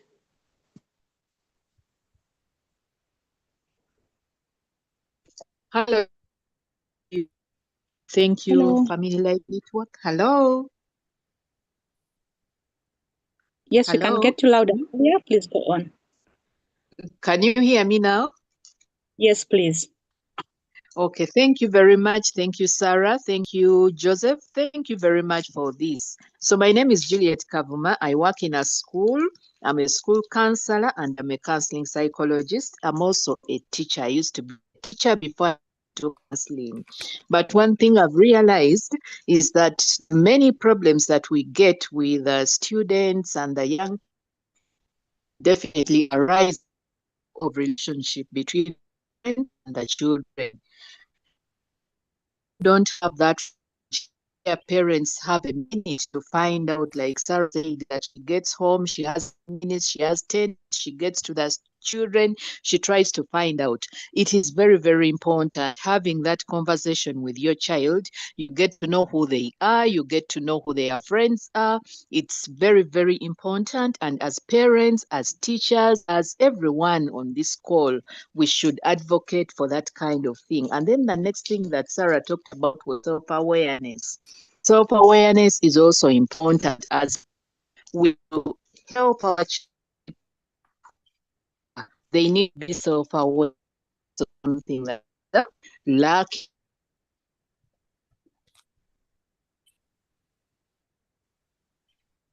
I'm sorry, we're losing you. Or is it just me? Thank you. Thank you, Juliet. Um, We have lost you.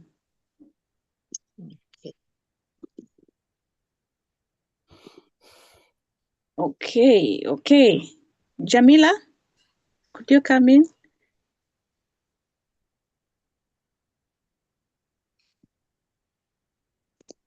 Nanteza?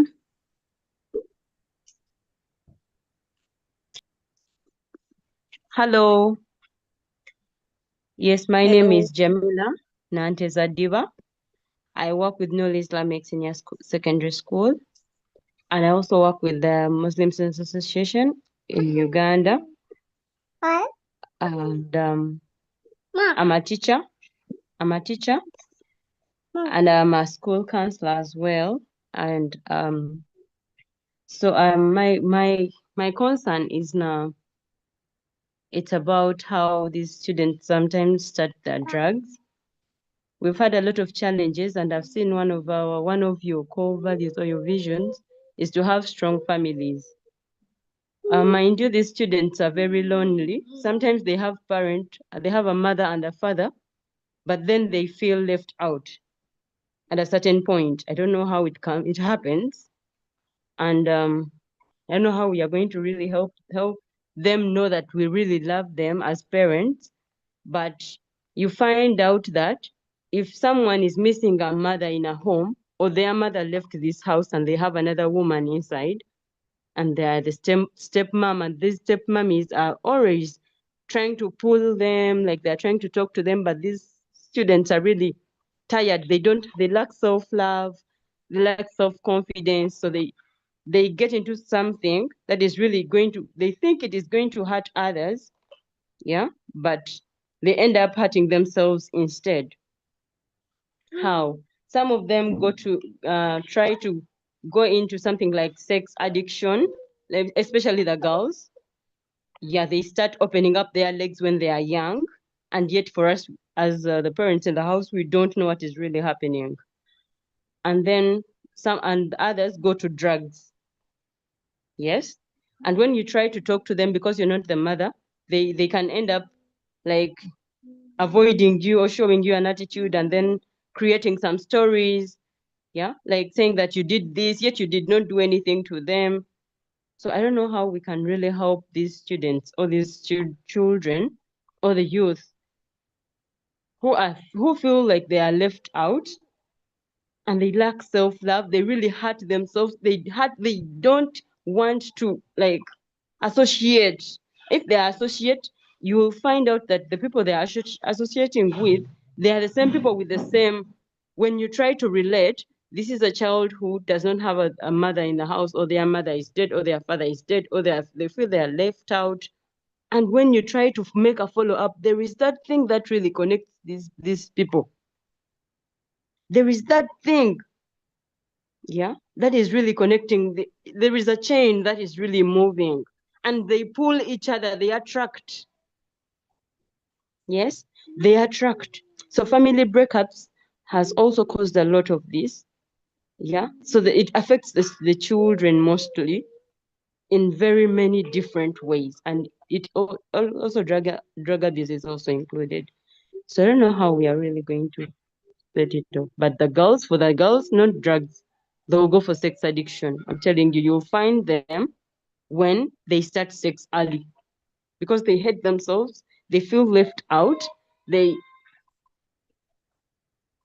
According to my research, this is what I've realized in most of the societies, especially the the law societies, whereby you find out that these young children have started, but even if you tell them that even if you don't want, they would want to give you. And when they get sick, let me say with AIDS, or they would like to invite in more people. You want, I give you. You want, I give you. So, All right. Thank you so much for those insights. Thank you so much. Can we allow the speakers to respond to our questions? Please, can you allow me also talk something, please, madam? Is it a question? No, just an observation. Okay, I'm great. Okay. I'm great. Yeah, I'm great to hear, and I'm great to be part of you guys. It is a situation also which is rampant everywhere. I'm Stephen in Ginger. I had the son of my sister who was in Butabika, as you mentioned. And to my observation, I was there. I was the one taking keen care of him. But what I observed, when you go to Butabika, what is common about all those children who are there are children from middle-income parents. And when I tried to interrogate or to find out from those administrators, I said, but why is it so common? They said, some parents are the cause of the problem. So sometimes, because of our family environment, probably maybe you suffered when you are young, and you reach a time that you want to show love, as you talked about the relationship. You want to show love. So now, if as in the process of showing love, you don't want to caution, kind of like you are not allowing your child to have that accountability. You allow him freedom to do whatever he can do without checking him, and therefore you deny him the chance to practice. Values are built, and when values are instilled early. So it is a challenge, as I can say, not only to maybe but also the other cause which I also looked at it is common of them. Most of them, the ones I saw, is that they're coming from this somehow disturbed homes or somehow a single parented homes. So now with those children within that, sometimes, of course, as we have said, as Sarah said, when you lack dialogue, when you lack the proper way, because there are some parents also who are so dictatorial. You don't want to dialogue, you don't want to have a neutral point. You always say, parents always, what they think right is, they think it is what is happening. Yet, the time has changed. Thank you, and thank you to everybody. I'm Stephen, again, in Ginger. Thank you, Stephen. Can we kindly just let our facilitators first take us through and answer the questions that we have put forward? Over to you, Joseph. Yes, please. Yes, please. Right. So let me start with the first question. What triggered? So triggering, I'll say, I think it was, first of all, I was a curious person. I was always curious to do things like risky things and all that type of jazz. So I want to say that the opportunity was there and I took the risk to take. But then when I said triggered, I would say I was looking for attention seeking. I was looking to be known. All those small things played a role in me getting into the drug system, because I was looking for a certain type of lifestyle. So I think it was a major trigger for me, that kind of lifestyle. I wanted to be known. Yeah. Then the next was how long after, okay, the thing of how long did I start taking drugs and when I stopped. I started in 2018 and I stopped in 2023. So roughly 6 years. Yes.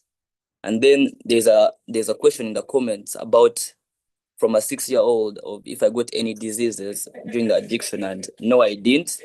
Yes, Madam Councillor Sarah had talked about the psychosis, the hallucinations, drug-induced psychosis. Yes, it was because of the drugs, but then when I went to rehab and all, when the drug left the system, it stopped happening. Yeah.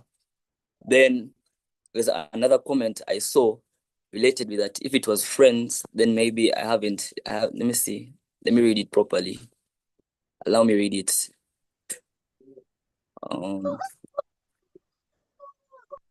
Says he hasn't coped, he may relapse if he joins his previous groups again. Yeah, Is that the one? Yeah, that's the question, yeah.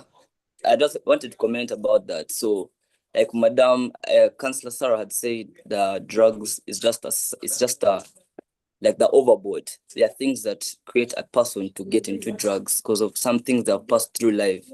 So through counseling sessions, many counseling sessions that I went through with my counselor, Madam Jackie, we got to identify where the problem came from. There are these traumatic events I went through when I was younger. Yeah. Parents' lifestyle, parental events and all that. So when I went through the counseling, I got to know that that was the issue. And it was the issue because there was that pain I was holding back onto just because of my family. So when I let go of that pain through the counseling sessions, it wasn't easy. I had to go through for a very long period of time. So once I let go of it and talked to my parents and told them where the problem came from, then we came to an understanding. They said sorry, they understood that I was hurt. So from there, I finally felt healed, yes. Plus also involving God. I won't leave out God in everything. Yeah, he has played a big part of it all. So that's how I know I overcame, when I let go of that pain that I faced when I was a child. Yeah, so that was a comment for that. That was a reply to that call. Joseph, there's this question which says that when you joined the new school, you could easily identify the students who were on drugs. How could you do that, and how do they look like? I think this person missed out on some of the things. Could you elaborate on that?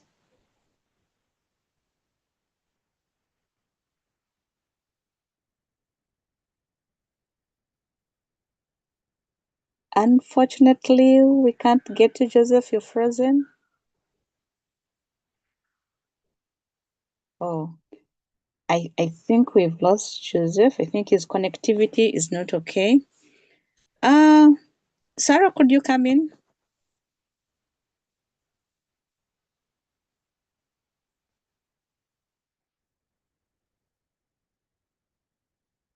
Hello? Hello. Am I audible? Yes, you are. Loud and clear.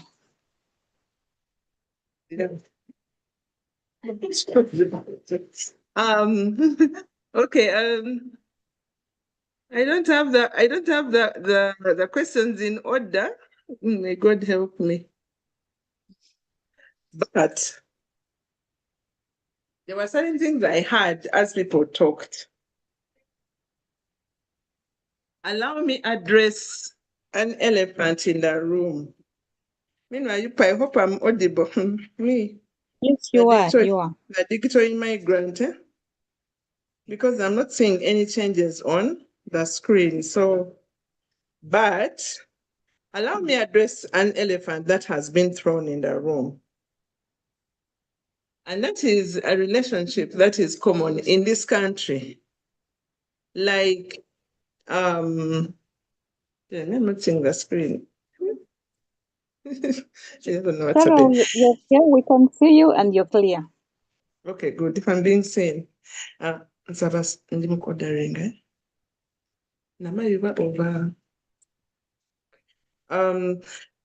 happening is, okay, me, I'm born in two families. And please tell my story to young people, because me, I'm at peace with my story. I'm born among the Batoro. That's my dad's family. So I'm Mtoro. But I'm also born in my mom's family, what I call my mom's family. My mom's family is, our mother was known as the late Mary County. My mother had 4 of us from 4 different fathers. My elder brother is born across the border. He's Rwandese. My mom's second born is born in Tororo. My mom's third born is me. And my mom had a 4th child, also born in Tororo. When I was 8, my mom got to know the Lord. When I was about 6, 7, my mom got to know the Lord. She became born again. From that time, I want to say this the way it is. I'm glad and privileged that I didn't see any other man in my mother's life. My mom walked with the Lord. She preached with me. I learned fasting and praying from her. My mom prayed. She's the first woman I saw pray fast 3 days dry. So when my kid at 14 can fast, my firstborn and secondborn, they've both done the 3-day dry fast. When they can do it, it's because their grandmother did it. Oye katonda gwe mmanyi naye saalokoka nga ndi mwana naye nali nga generally look like normal. You go to school, you go to church because you go to church naye nga tonnaba kwewaayo. At university, when I took up university, I was so depressed. So I did the first 12 years with my mother, P1 to P7, and I joined my dad's family in senior 1. You guys, there's nothing as difficult as getting a child who's been living with her mother. There are two, her and her brother. You throw her into a big family. I was thrown into a family of 8 kids. My stepmom had 7. My dad had a son before he went to the US. And those are my maternal siblings. I am grateful to God that my parents departed. Daddy, Nata Body and Mama Body departed from us in the year 2000. God is good. We have stayed together for the last 25 years. Me and my maternal siblings, we are still like this. We are not born by one mother, but we are tight. So why am I bringing this relationship up? There are things that are trivial. We could have been born by different mothers, but we were going to spend the rest of our lives together. We were, and we still are, and we are going to be there for one another till death. So the earlier people, I'll talk to the Safeka guy, give direction. The earlier children can grow to know that, okay, if I'm this DNA, I don't know how these people met, I don't know their issues, I don't know their quarrels. We are siblings, like my siblings, my maternal siblings. For me, they are really but they are really me. They are me. I've slept with my sisters in the same rooms. I will arrive anytime. I'll do anything. We've been in the hospital with each other. Like, we are family. Our mother is still alive. Only one is alive. 2. The rest are gone. So I'm saying this because this thing of and so can't you get mu Uganda? You know, for us we spoke Uganda first. Ekintu ekyokuliriza smart stepmother mbonyabonya simanya biki. Those are things, relationships children should be raised to overcome. You can live with your stepmother, she can even be better than your mother. Yeah, but it's that word of just branding people stepmother. When we hit her stepmother, so you're already putting her in a bad bracket. Recently, I was speaking in a marriage fellowship, and I told them, we have this group bias. We in our group, we call ourselves Italian group, and the other people are them. Those people. So those stepmothers. What if your mom is not on earth? What if, okay, she's on earth, but she's doing other things? What if she's in another marriage? It's possible to raise children to honor relationships available for them. A stepmother can raise a child well. And when you talk to children and you actually show them that perspective and tell them to consider the mother they have in their life and to have a good relationship with her, because the inner circle, remember the circle of control I said? In the circle of control, how I respond to others is inside. So the child can have a good relationship with their stepmother. Why? Relate to your stepfather, then you relate to your mother. Obey them, be nice, be helpful, like the same thing. Anyway, I teach a lot of those things in class. I don't only teach chemistry and biology, but I do those things. I tell kids, just go home and be a nice kid. There's no stepmother who will reject you unless they are a witch. And if they are a witch, run away. No, I don't believe it. I don't believe we have many witches. I believe usually if a woman can stay with your father, she can take care of. I'm saying that to say bad relationships can even exist in the presence of a real biological parent. So if real biological mothers struggle with their own children, then I don't want children to be on tentacles that I am living with a stepmother. No, it's possible to have good relationships. I re-emphasize, relationships are the greatest shield to addictions. Unless somebody was writing questions, I did have an order of questions. I'm so sorry. But of course, you can see I'm not exactly too well. But if there's a question I've missed and somebody can rephrase it or type it in the chat, I'd be grateful. But I thought I wanted to address that thing of step parenting. We can do better. Of course, the ideal, what we teach in Family Life Network during becoming a new generation, we're telling these young people, date one person, marry one person, work on the relationship, have children with one spouse. But where it doesn't happen, then we work with what's available. However bad it is, bring children to Family Life Network. Mr. Langa will give children support. I've seen him handle very complicated cases, and for him, he uses love. He just loves them like a father, and that's it. That's where we also found ourselves. I feel like we've always had another daddy, and he's loved us. He still loves us today with a lot of, together with Auntie Beatrice and many other people in Family Life Network. So I believe we should be able to have better relations. Thank you. Thank you so much, Sarah. You've been such a blessing to us. There's just one person who said, please share your contact.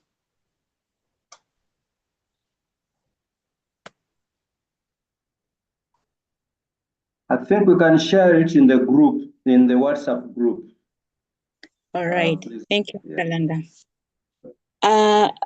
Joseph, could you just come in and give us your parting remarks?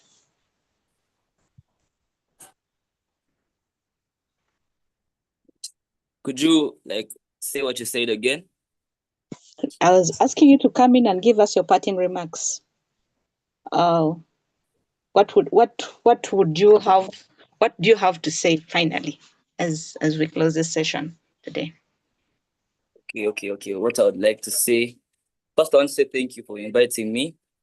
Then related to the topic of addiction, I would just give encouragement to those that are going through it. You can look for help, go to rehabs, counseling, talk to your children, create bonds, especially things that happen at home. Things affect children and parents still never know about them until they get old or until they pass through addiction or different kind of things in life. So the best thing I would like to tell parents is create relationships with your children, make them your friends, respectful relationships. Don't let your children disrespect you, but make them your friends so that you can understand who the children are and talk to them so that they can open to you. So that's the major thing that I would like to talk about. Yeah, that's a remark. All right. Thank you so much, Joseph, for that. And I must tell you that we are really proud of you and proud of the work that you are doing. May you continue to gain strength in the Lord as you walk through this recovery journey. Thank you. You're welcome. Madam, can I say this? Yes, Sarah. Somebody has just retyped a question saying there's something critical about bringing children back. People Joseph has told you they tracked. Guys, you can find a child anywhere. We can't give up. I'm encouraging us not to give up. There is usually a phone the child will have used. Either they're asking for money or something. Don't lose those contacts. Any phone your child will have spoken on, it can be tracked. We can find these children, but also sometimes when a child has completely disappeared, usually they disappear into the ghettos. The ghettos are places where these drugs are actually where they are sold, it's open. Remember, and even police knows what the ghetto. So go to police. These police officers by the end know. Of course, you'll tell me it's annoying. It is annoying. And then I also wanted to mention that our lecturer, Dr. Nyende, told us that unfortunately, expensive as it is, all the effort to stop drugs globally, 80% of the effort fails, even in countries where they are using a lot of money. So if somebody is saying that there be a government policy, drugs shouldn't be sold, we are so small, my dear. Even in America, whereby the people are trained to handle these drug lords, 80% is not successful. 80%. It hurt me. When the lecturer mentioned it in class, I was hurt. I told him, sir, you mean we can only succeed 20%? He said, yes. And then he emphasized and said, instead, let's strengthen families. Let us strengthen children. Let us give children information. But I want to encourage us. These children can get better. I know when you look at a child who is on drugs, we have the fear. The fear says, no, this child is a monster. People, drugs do not make our children monsters. Drugs are chemical substances, and the moment you can control them entering their child's body, rehabilitate them, recover them. Joseph didn't tell you a lot about what happens in rehab, but for me, we had chance and talked. What I liked, he said he learned a lot. He read their books, they have access to information. So many things, like he became such an expert. I was telling him, my God, did you have to go down so that you learn so much? But there's a lot that happens, especially in good rehabs. He learned a lot, like through reading, through counseling sessions, through interaction with different people telling them different things. So he learned a lot. So you can get a child, clean them up, put in the right information, and put them back on track. I want to appreciate Joseph. People, I sat with Joseph in my office. He could have rebelled. I saw Joseph's body rebel. I saw Joseph's body reject the drugs. I saw his body sweat endlessly. But people, Joseph, before everybody, I want to applaud you. You look great. I love the fact that you're an amazing golfer. I love the fact that you're a very good instrumentalist and a worshiper. And the fact that mommy is very happy to just be with you at home and even just be in the kitchen with you. Thank you so much for being such an amazing young man. And I know you're going to complete your degree in engineering and you move on to greater heights. God bless you. Thank you for choosing to be vulnerable. And may the Lord continue to straighten your path. To the members on the call, let's keep on this. We will win the battle, one child at a time. God bless you. Wow, wow, wow. There's nothing more that we are left to say. Thank you so much, Sarah and Joseph, for sharing and for pouring your hearts today to bless us. And for the members who have been on the call, thank you so, so much for really giving time to this. And we really thank God. Thank you so much, Family Life Network. And I would just want to tell us that these seminars happen every month, every first Sunday of the month. We do have these seminars. So we're really very grateful to have had you today, and the recordings will be there. I hope you've been checking on the chats. Now there's always there's communication that has been coming through. At this point, I am glad to tell you that I've been your moderator, Alumo Juliet, and my co-moderator, Martin Mutiwa. And I would hand over to Martin Mutiwa. Please come and give us a closing prayer. Thank you. Thank you, Julie, and thank you all. We apologize we had to shoot beyond by 24 minutes, but we hope it was still very addition to some of you. At this point, let's have a closing prayer from my end.